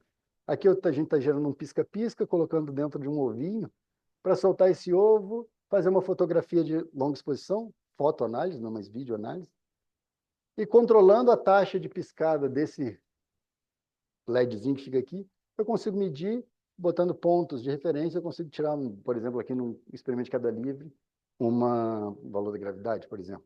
Isso que é um experimento feito aqui no Instituto de Física, de uma forma diferente, com equipamentos que já são mais antigos, e a importância de a gente trazer tecnologia para experimentos de ensino de física é fazer que o aluno tenha alguma relação com o que ele está vendo e conectar com a tecnologia que ele tem no dia a dia. Então, assim, isso aqui é uma forma de a gente tentar também reformular alguns experimentos que são feitos. E se eu faço vários circuitos desses, e esses circuitos são bem pequenininhos, a gente pode analisar experimentos de mecânica de uma forma geral. Rotação, boto dois LEDs, vejo um objeto girando e consigo analisar numa foto tudo isso. Então, eu só resolvi aproveitar e falar um pouco disso aqui, porque como eu estou entrando, acho que é legal mostrar um pouco do que eu estou fazendo também em ensino aqui na USP. Bom, pessoal, como eu disse, essa é uma colaboração que eu faço com diversos pesquisadores. No CEDERJ, basicamente, o Lucas Sigur, professor da UF, é quem eu colaboro muito, porque a gente somos dois coordenadores, uma disciplina com muito aluno, são dois coordenadores. Então, nessa integração do módulo de GeoGebra, eu estou interagindo com o Lucas, o Wagner foi nosso aluno de mestrado e é tutor do CEDERJ também. O Lucas, agora aqui da USP, é um mestrando aqui, que é monitor, que está começando a participar comigo dessa integração. Nas avaliações formativas, o Lucas e o Wagner, são os mesmos, já integravam o Moodle e o GeoGebra, e o Charlie é quem está fazendo essa parte de análise uma análise estatística, uma análise usando aprendizagem de máquina. Aqui nesse projeto de Público Ensino, eu estou interagindo com o Manfredo e com o Pedro, um aluno da graduação aqui na engenharia, o Manfredo Tabacnix, creio que todo mundo que conheça. Em videoanálise, é uma interação, mais uma vez, com o Lucas Sigor, da UF, e o Vitor de Jesus, que é especialista nessa área de videoanálise, tem um livro sobre videoanálise, como usar o Tracker, um software para analisar vídeos, e a Giovana, uma aluna de doutorado em ensino dele, a Caterine, o Wagner, como eu já citei, né? A Caterine é uma doutoranda da UERJ, mas também é tutora do CEDERJ, está trabalhando com a gente nisso, e o Wagner. Em jogos eletrônicos, o Rodrigo Sacramento é um professor que colabora muito, a gente está orientando agora em conjunto o Pedro, e o Felipe é um mestre formado comigo também em ensino de física na FRJ, que continua atuando em parceria comigo. Então, como eu não queria deixar de falar o nome de todo mundo, porque de fato todo mundo é super importante nesse projeto, é um grupo que a gente está interagindo bem. E, bom, a minha ideia de apresentar aqui também é tentar interagir com alunos e professores daqui. Só queria agradecer pela atenção de todo mundo, peço desculpas por me alongar demais, mas obrigado mais uma vez pelo convite, Marcelo, foi um prazer.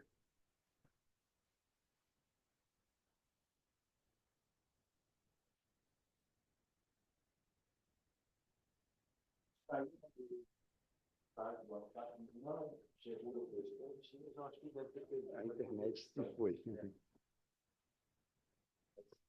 Eu vou manter o microfone para vocês. Claro, está gravando. Aí a gente tem agora. Eu não sei se. Eu não sei Eu acho que nós não temos um microfone sem fio agora, né? Vamos ver. Pode ser melhor você vir, porque vai gravar. Aí vocês treinam também para ficar apresentando aqui, se apresentar na frente. Um dia vocês vão estar aqui, com certeza. É. Marcelo, geralmente o microfone fica dentro daí desse armáriozinho. Isso, aí mesmo. Som. Ah, tá carregado. Isso, tá carregado. Vamos ver o outro lá também. Alô, alô? Aí.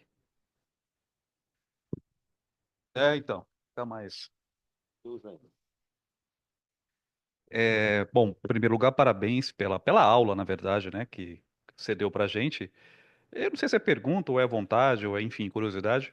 Mas você poderia botar um curso pra gente sobre isso, né? E como fazer essa avaliação, que eu particularmente adorei, né, como você colocou.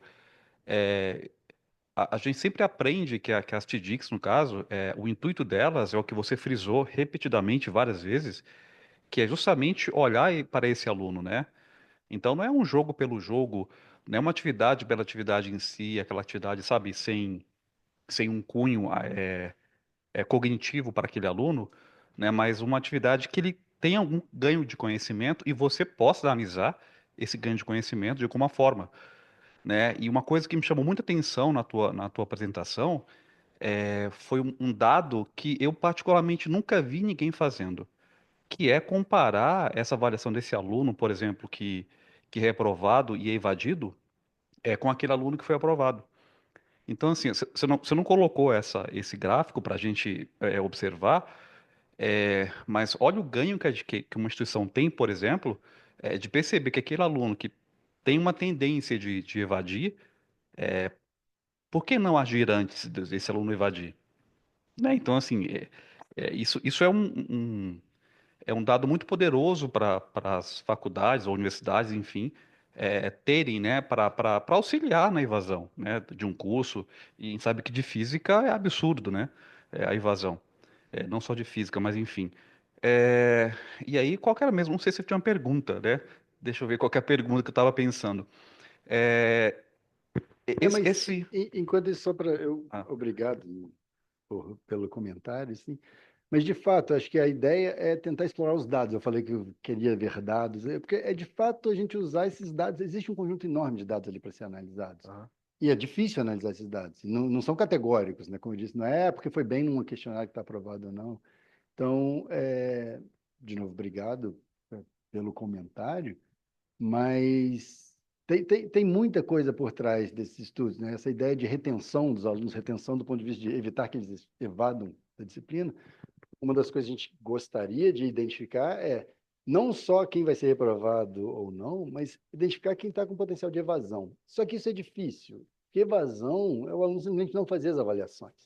Então é difícil a gente incluir evasão como, eu identifico evasão. A gente acaba tendo que inserir evasão como reprovado junto para virar uma coisa só. Mas seria ótimo também diferenciar evasão de reprovado e aprovado. E assim, é isso. A gente está, é um grupo, como mostrei, mas a gente está tentando atuar nisso. Identificação precoce desses estudantes logo no primeiro, segundo questionário. E como eu mostrei, o fato deles fazerem várias vezes faz que a gente consiga, de alguma forma, já ter alguma informação sobre isso. E por isso que a avaliação tem que ser formativa, né? A ideia dele está no processo ainda, pode fazer várias vezes, tentar quantas vezes quiser. Isso, a gente vê um potencial bom nisso, né? Bom, sobre dar uma disciplina e tudo, a questão da elaboração das questões, o mestrado do Wagner foi isso, a gente tem lá, uma das coisas que eu pedi para o Wagner fazer é meio que montar um tutorial, entre aspas, de como elaborar essas questões, como fazer a integração de GeoGebra Moodle, para deixar um documento em que as pessoas possam acessar, falar, gostei, quero fazer a minha questão. Existe uma infinidade de possibilidades aqui. Eu quis aqui meio que pincelar um monte de ideias, que é até difícil de falar, tipo avaliar medição, avaliar incerteza, avaliar vetores, ótica.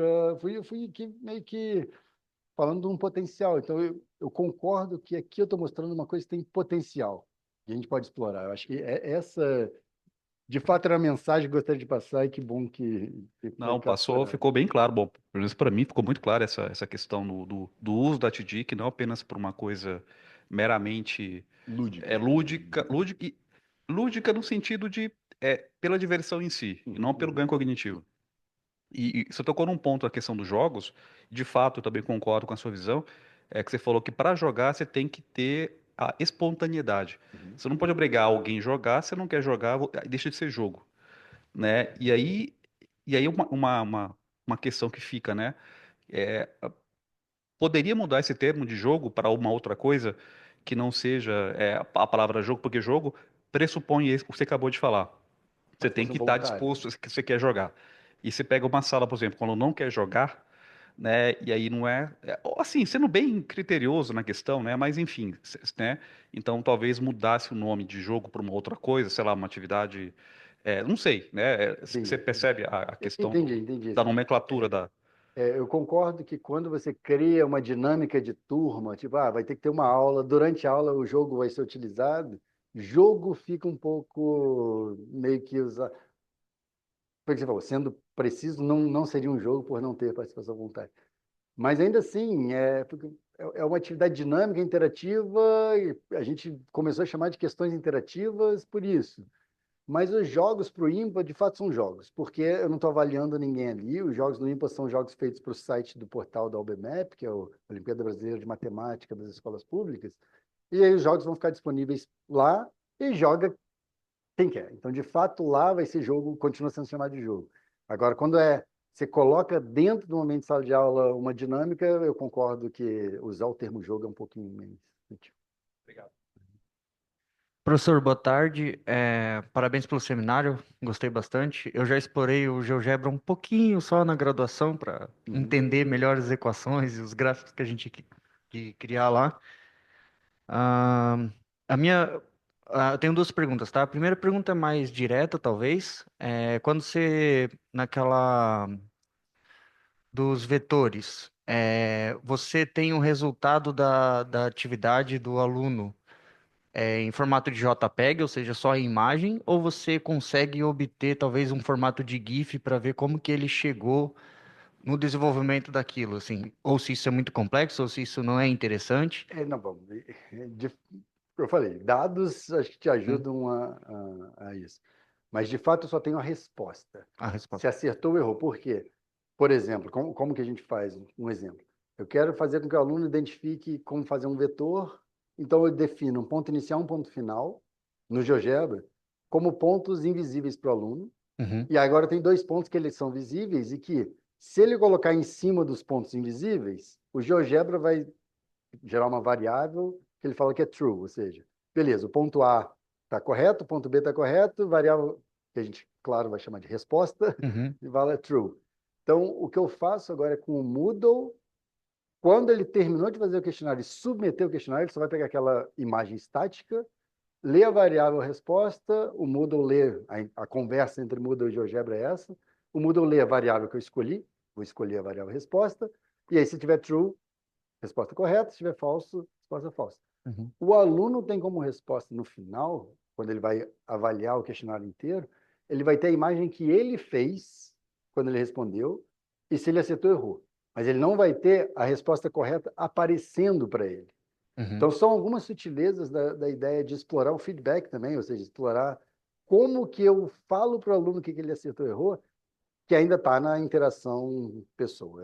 Isso não tenho, é que não tem, mas eu não sei ainda como fazer isso automático. Então, uhum, como eu disse, eu quero que o erro faça parte do processo de aprendizagem, que é super importante, mas nesse caso ele só sabe se acertou ou errou, sem saber qual seria a certa. uhum, Tem uma sutileza aí que para ele saber a certa ele vai ter que conversar com alguém, e aí as dificuldades do ensino à distância é com quem que ele conversa, né? uhum, Mas ainda assim, vira e mexe eu recebo mensagem na plataforma por alunos perguntando e a gente consegue ajudar os alunos.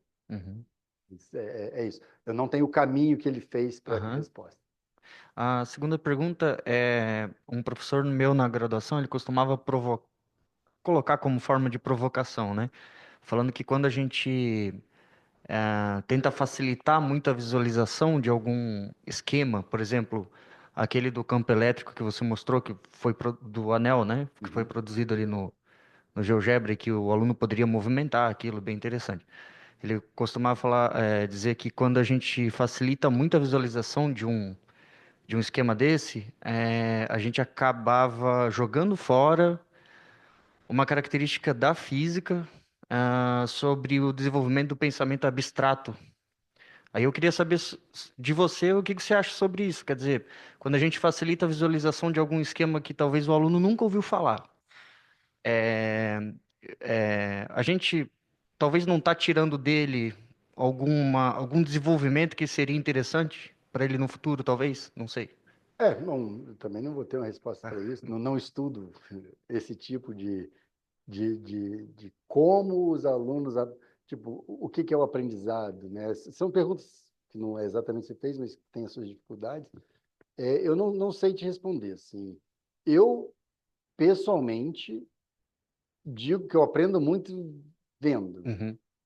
E isso tem implicações muito sutis. E, bom, é, eu estou tentando lembrar um termo aqui, que é chamado de afantasia. Não sei se já ouviram falar. Eu descobri isso bem recentemente, e é por isso que eu até estou achando interessante.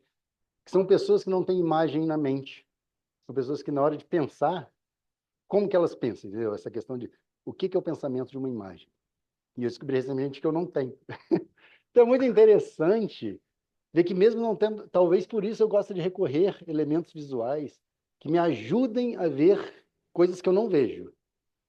Tipo, a cabeça de cada um é a cabeça de cada um. Tipo, a dificuldade da gente, primeiro, descobrir que tem pessoas que têm isso, bom, levou bastante tempo, é bem recente essa descoberta.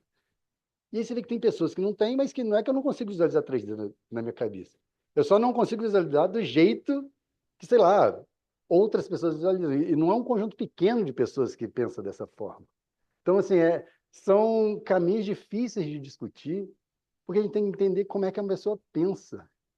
Então, não sei. Eu estou trazendo esse assunto, que, de novo, para mim é recente, mas eu vejo que, para mim, me ajuda muito poder criar essas imagens, e talvez por isso eu goste de criar essas imagens, que são elas que me ajudam a visualizar o que eu estou querendo visualizar, que de fato eu vejo. Tá? Então, fazer essa imagem em pequenos detalhes e tentar visualizar de fato todos os detalhes faz um pouco parte do processo de eu talvez não ter esse tipo de imagem na minha cabeça, então eu preciso estar com ela na minha frente para ver. E para esse tipo de pessoa, eu vou dizer que é benéfico. Eu diria que para mim é benéfico. Então, assim, acho que é uma resposta muito complexa dizer que para todo mundo facilitar a visualização de imagem não é benéfico. E aí define benéfico também, é difícil, mas não sei, eu meio que divaguei um pouco aqui porque foi legal a pergunta que nunca tinha pensado dessa forma, né? Eu, de fato, gosto de fazer essas coisas em detalhes que vão me ajudar, entendeu? Então, não sei se te respondi também, acho que é um pouco, divaguei um pouco aqui. Não, eu achei ótima a pergunta. Eu também queria devagar nesse sentido, porque, bom, os físicos têm o problema com os vetores, né? Uhum. E os vetores podem ser definidos algebricamente. Então, talvez o teu professor lá, né, na graduação, você comentou, né, fosse um fanático da álgebra, né? Então, vamos trabalhar com álgebra, vamos ensinar os meninos e meninas a, a, enfim, a lidar com vetores algebricamente. Mas os vetores também podem ser analogicamente, né, visualizados, né? E aí, só um detalhe que eu acho que é importante, visualizar, eu acho que aí para a gente, né, enfim, definir um pouco mais precisamente, é aquilo que a gente consegue visualizar com a retina. Uhum.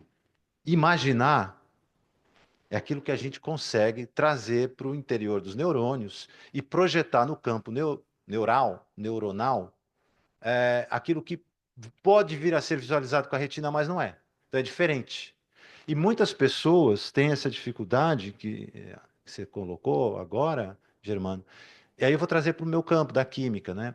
A química orgânica, aqui eu acho que tem poucos químicos, se tiver, acho que né, não tem mais, a maioria é física, mas a química orgânica tem as representações moleculares. E tem uma série de operações que a gente precisa fazer com representação molecular para entender a estereoquímica, né? A ocupação espacial das moléculas, se ela tem se ela é estereoativa ou não é, né? E há um grupo de professores que realmente acredita que a gente que não deve trabalhar com os modelos tridimensionais do tipo bola-vareta. Eu ouvi isso na minha graduação. Havia um grupo de professores falando, não use bola vareta, você tem que olhar para o caderno, que é bidimensional, né? Totalmente bidimensional, como é tudo bidimensional que você colocou, tá? Depois a gente pode até falar sobre Isso, isso. bom ponto, bom Não é? ponto. Não é 3D, É, concordo. é a projeção. Mas quando a gente vai trabalhar com bola vareta na sala de aula, entrega para os estudantes, né, manipularem, o que a gente está permitindo ali é uma imersão tridimensional de fato. E aí você tem todo um processo de visualização que é transformado em imaginação. Isso, na minha opinião, e eu acho que precisa fazer mais estudos, pesquisa mesmo na área de ensino sobre isso, porque é uma questão interessante. Será que vai desenvolver algum tipo de habilidade extra, né? Que lá na frente foi o que você colocou, né? Vai ser útil para o estudante, do tipo assim, ele vai conseguir entender mais álgebra, porque é isso que a gente quer, né? Ou no nosso caso da química, bom, não sei, de alguma maneira treinar essa imaginação pela visualização bidimensional, né, no papel, vai levá-lo a mais rapidamente identificar a estereoquímica de uma substância. Eu não sei, a gente precisava fazer.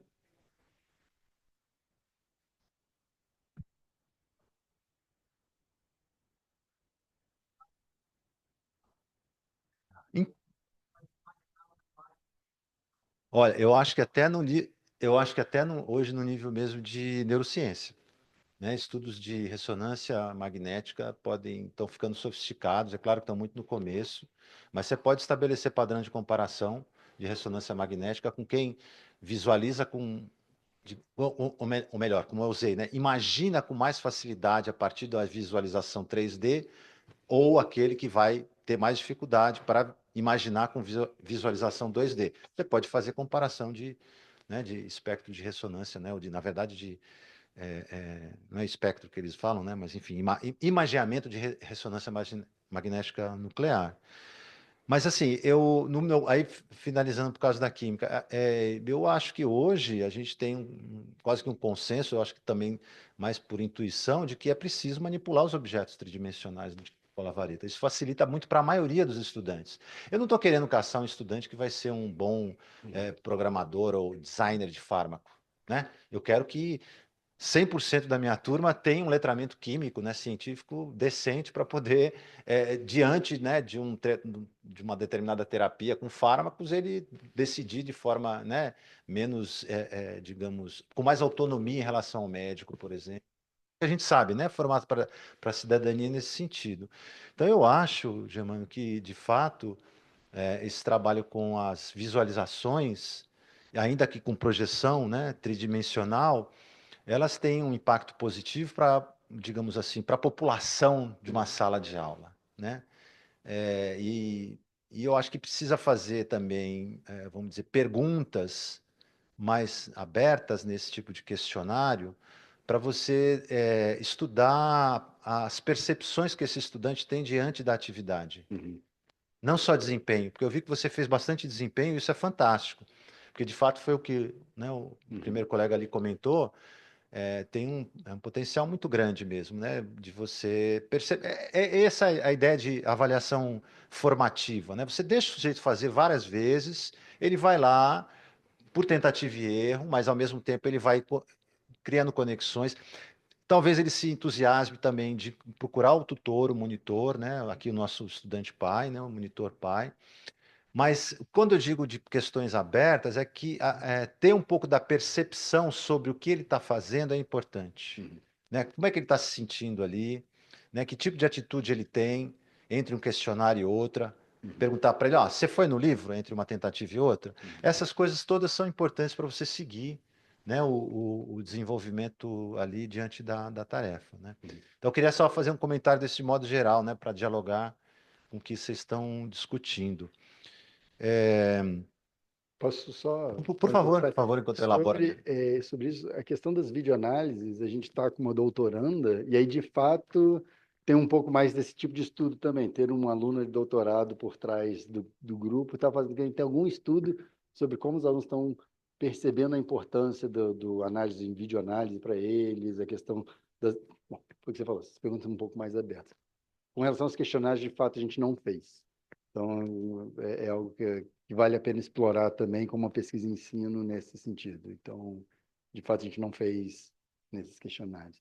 E só para voltar nessa questão da visualização, que eu gostei de você falou, é a diferença que eu vejo de você explorar com alunos, eu acho que tem que explorar um pouco de tudo. Um grupo é completamente diferente, não é um grupo homogêneo, heterogêneo. Vale a pena você explorar um pouco de tudo, porque o processo, que eu diria, de ensino é um processo de formação, e não um processo de seleção. Eu não quero ali olhar para uma turma e selecionar quem é o aluno melhor e pegar aquele cara e vem cá, vamos fazer uma educação para você específica. Nesse caso, talvez eu poderia concordar que vamos tentar fazer com que o aluno, vamos ver qual desse conjunto de alunos seja o aluno que mentaliza sozinho, não precisa de... E aí, vem cá, garoto, vamos fazer uma educação talvez diferenciada ou não.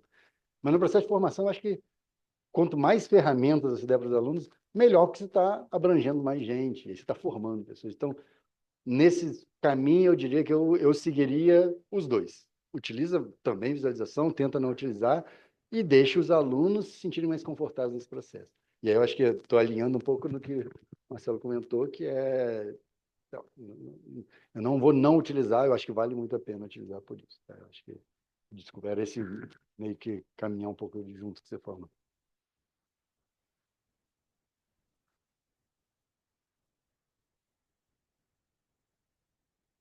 É, primeiro, parabéns, irmã. Eu gostei bastante do trabalho.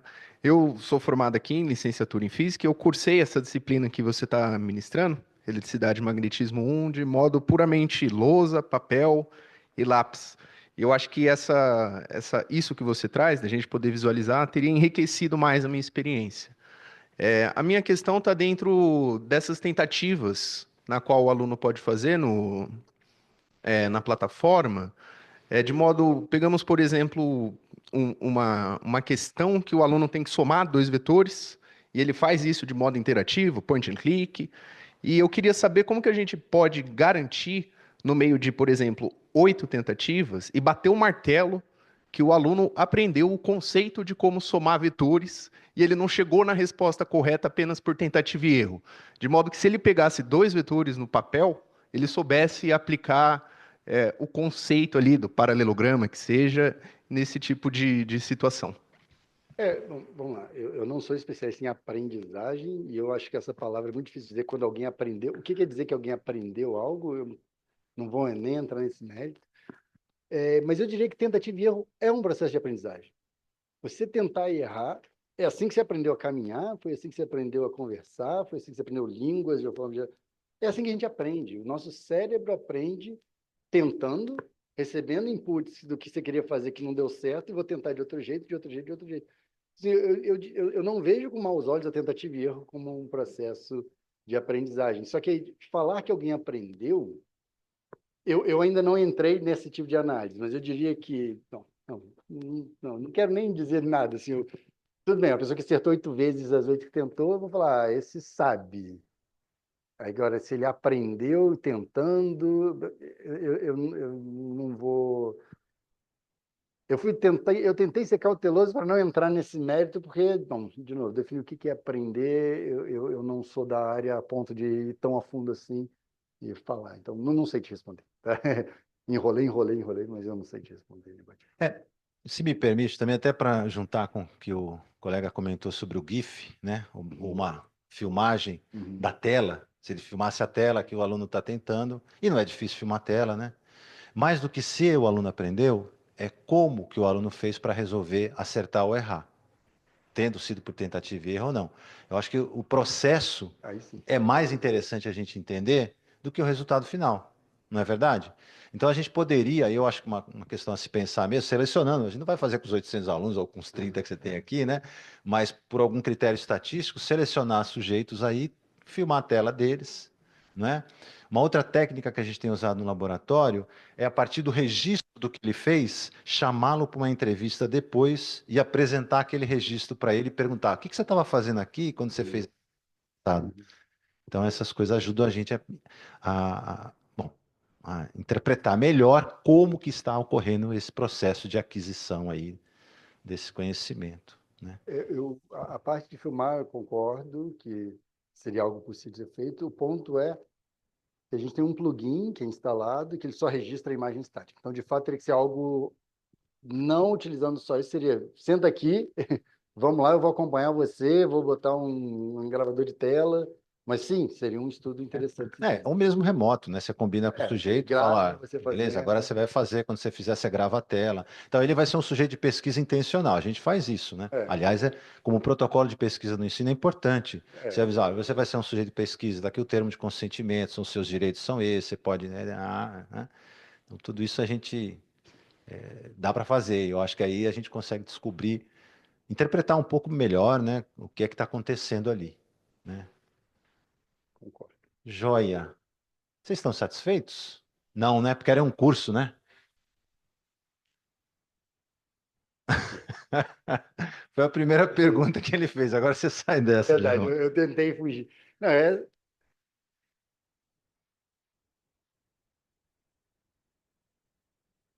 Porque, na verdade, estou com um monte de perguntas. Boa tarde. Eu boa. sou professora do Estado e atualmente a gente tem muitas plataformas, muitas.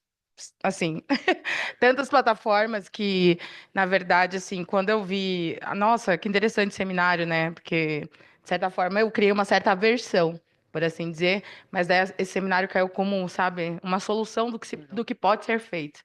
Então eu fiquei assim, eu tô com dezenas de dúvidas, na verdade, ideias também Legal. do quanto é rico esse material, né? Então eu, de fato, também faria o curso, porque eu quero aprender também nisso, porque eu ingressei agora no doutorado, né? E, na verdade, assim, eu tenho um pré-projeto que pode mudar, e eu achei muito, realmente muito, eu tô com, não uma dúvida, estou com várias. Mas muito obrigada pela apresentação e mostrar o campo que isso pode nos dar, né? Porque, assim, eu achei sensacional, de verdade. Só queria fazer esse comentário, porque eu que era uma pessoa totalmente aversa, por assim dizer, como plataforma, já estou pensando, falar com minha coordenadora.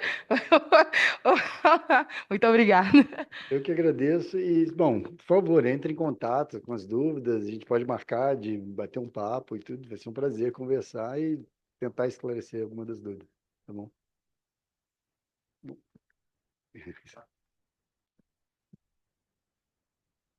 É, é sobre o número de pessoas que tiveram evasão, né? Os dados você não tem o porquê, ou se é uma questão de acessibilidade.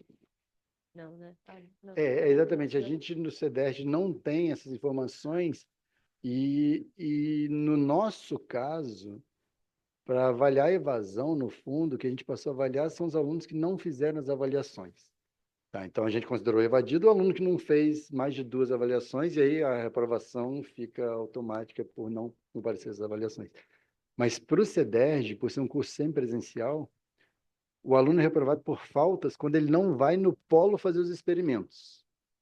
Então, são coisas distintas dentro do mesmo contexto. Eu só quero só reforçar isso, porque para o sistema online, se o aluno foi no polo, fez experimentos, mas não fez as provas, ele está aprovado na presença, mas ele foi reprovado por nota. No nosso caso, nessa análise, a evasão independe se ele fez os experimentos no polo ou não, porque aqui a gente só considera as provas que ele fez. Então, a gente não consegue nem nesse sistema definir a evasão como uma coisa só, entendeu? Então, a gente acaba nem entrando na evasão como algo que a gente possa de fato categorizar. Então, eu falo o evadido eu consigo separar do reprovado só para fins de comparação, tipo, não fez prova, evadiu, fez prova e não foi aprovado por nota, então ele é reprovado e aprovado. Só para na hora de comparar, não botar no mesmo barco reprovado e quem nunca fez prova. Mas para o CEDERJ, evasão é diferente do que eu analiso como evasão, e aí entra outras sutilezas nisso. E a gente não se debruçou, de fato, a fundo na evasão para tentar identificar, porque, como a gente evadiu aqui e não fez a prova, eu não consigo nem saber responder a sua pergunta. Ele estava sem acesso? Tudo bem que isso eu consigo, porque por ser o Moodle, eu teria um registro de logs dos alunos, e aí entra um pouco o log de eventos. Eu poderia, por trás dos panos, puxar. Será que os alunos entraram ao longo do semestre, mas não fizeram a prova? Isso daria para eu analisar e separar o aluno, que ao longo do semestre foi entrando, mas fez uma outra avaliação, mas não fez a prova presencial. Então, isso daria até para filtrar como algo adicional, porque tem dados para isso, mas, bom, a gente não fez e nosso foco ainda não está nisso. Tá? Então, assim, tem como tentar entender isso também, mas a gente não foi. Uma dúvida que eu fiquei que você mostrou nos exercícios, né? Se o aluno erra, a questão vai passando para frente e aí depois ele tem a chance de fazer uma outra tentativa, é isso? Isso, então, desculpa, acho que talvez eu tenha passado dado, mas eu tenho um questionário, por exemplo, com 20 questões. Ele pode fazer as questões na ordem que ele quiser, ele vai, volta, tal, mas ele tem as questões estáticas, eu diria. Ou seja, se os dois vetores já foram pré-selecionados, assim que ele abrir o questionário, ele pode sair daquela questão, fazer outra, não te voltar naquela questão e tentar refazer, aqueles vetores continuam os mesmos que foram pré-selecionados quando o questionário foi aberto. Ele terminou o questionário, ele submete. Ele recebe uma nota, onde na nota dele ele sabe cada questão qual que ele acertou, qual que ele errou. Agora ele quer fazer de novo, ele vai abrir um novo questionário. Dali a 1 hora, ele tem que esperar 1 hora. Nesse novo questionário, valores são sorteados agora de novo. Então, a questão que ele viu antes não vai ser exatamente a questão que ele vai ver agora. Aí ele vai fazer de novo essas questões. Entendeu? Nesse feedback que ele recebe sobre a avaliação, né? Sobre o que ele errou, acertou. Nesse feedback, tem uma explicação do porquê ele errou e Não. quais foram os. Não. A gente poderia programar, e aí sim, para cada tipo de resposta, a gente poderia programar respostas baseadas no que os alunos fizeram. Só que aí a equipe precisa aumentar um bocado, porque isso dá bastante trabalho, porque a gente teria que prever os tipos de erros comuns, colocar feedback para cada tipo de erro mais comum, e aí sim tentar auxiliar o aluno. Então, o que dá para fazer um pouco mais rápido, e aí é até visual, questão que pede, aí tira as questões interativas com GeoGebra, mas questão que pede valor e unidade, às vezes o aluno não bota unidade, e aí ele não ganha a questão inteira. Nessas questões que não são só certo e errado, que tem um percentual devido à unidade, ele vai saber porque ele vai abrir e falar, ah, tá, não coloquei unidade porque a resposta certa vai ter 70 newtons. Ele vai ver que ele botou só 70. E aí ele vai identificar o erro dele, mas, de novo, a gente não tem nenhum feedback específico, que mais uma vez poderia ter, mas a gente não insere. Eu imagino que isso já é uma pressuposição minha, né? Que o aluno recebendo um resultado negativo ali da questão, né? E tendo muitas possibilidades de erro ali, talvez ele não, mesmo que ele volte para estudar e tente de novo a questão, talvez ele não entenda ainda assim o motivo do erro dele Isso. da questão, né? E Isso aí definitivamente pode acontecer. pode gerar também uma sensação de, será que o sistema está correto? Mas nesses casos, bom, concordo. E aí, nesses casos, já aconteceu algumas poucas vezes, de questões que são programadas e às vezes caem em valores que dão resultados não físicos. Já aconteceu, porque a gente programa um conjunto de possibilidades. Então, por exemplo, os ângulos de incidência e índices de refração faz com que não tenha reflexão interna total, não tenha feixe refratado, e eu peço, calcule o ângulo do feixe refratado e não tem como inserir no campo de resposta a isso. Então, às vezes aconteceu isso no início do desenvolvimento, e aí o que a gente tem? A gente tem uma equipe de tutores, que não são só os dois que trabalham isso, mas aí sim, uma equipe de um total de 50 tutores. A gente normalmente elabora as questões, a gente pede para os tutores fazerem as questões para tentar capturar esses erros e darem um retorno para a gente, falando, olha, deu um errinho aqui, um errinho ali. Mas já aconteceu de chegar erro para os alunos. E isso é o pior dos cenários, concordo, mas a gente felizmente teve alunos que entenderam o erro e mandaram para a gente, falando, professor, aquela questão não está corrigindo certo. E aí eu vou lá e eu manualmente posso sobrescrever a nota e falar, não, o aluno está correto, eu vou lá, sobrescrevo, entro na questão e removo aquela opção como uma opção de resposta possível para evitar que alunos no futuro tenham. Isso é possível, mas, de novo, vai depender do aluno. Então, infelizmente, pode ter tido alunos antes desse que chegaram nessa possibilidade, não souberam resolver, mas porque eles não sabiam mesmo se estava certo ou errado, fizeram errado, não sei, segue, faz de novo, aí cai numa nova situação que pelo menos é fisicamente possível, e aí vamos ver. Mas, de novo, sem o feedback a gente tem certo e errado, e só. Ele não tem uma atuação direta sobre o que ele precisaria ter feito para acertar. E aí, para cada uma das questões, teria que ser desenvolvido os erros comuns e explorar isso. Mas a gente ainda não teve tempo de fazer isso. Eventualmente seria ótimo, mas ainda não. Tá bom, obrigada. Muito bem, colegas. Estamos chegando com aquela hora, né, decisiva. Agradecer novamente o nosso convidado, professor Germano, e uma salva de palmas, então. Obrigado. Obrigado mais uma vez pelo convite. Não, está aberta aqui a temporada sua. Espero que você possa. O curso. Não, eu vou dar uma dica para o Germano. Convida para ser teu aluno monitor pai, e aí você tem que dar um curso intensivo para É ele. uma forma também. É, É uma não forma. é isso? Uma forma também. É uma maneira de, pelo menos, de dar um respiro, né? O Germano chegou agora no semestre passado, não é isso? Começou agora, então tá ainda de calor aqui entre nós, no calor, né, da recepção da USP, mas eu acredito que ele vai ter uma atuação importante aqui no nosso programa também, eu espero. Tá bom? Obrigado para vocês, até terça que vem então, pessoal. Até mais.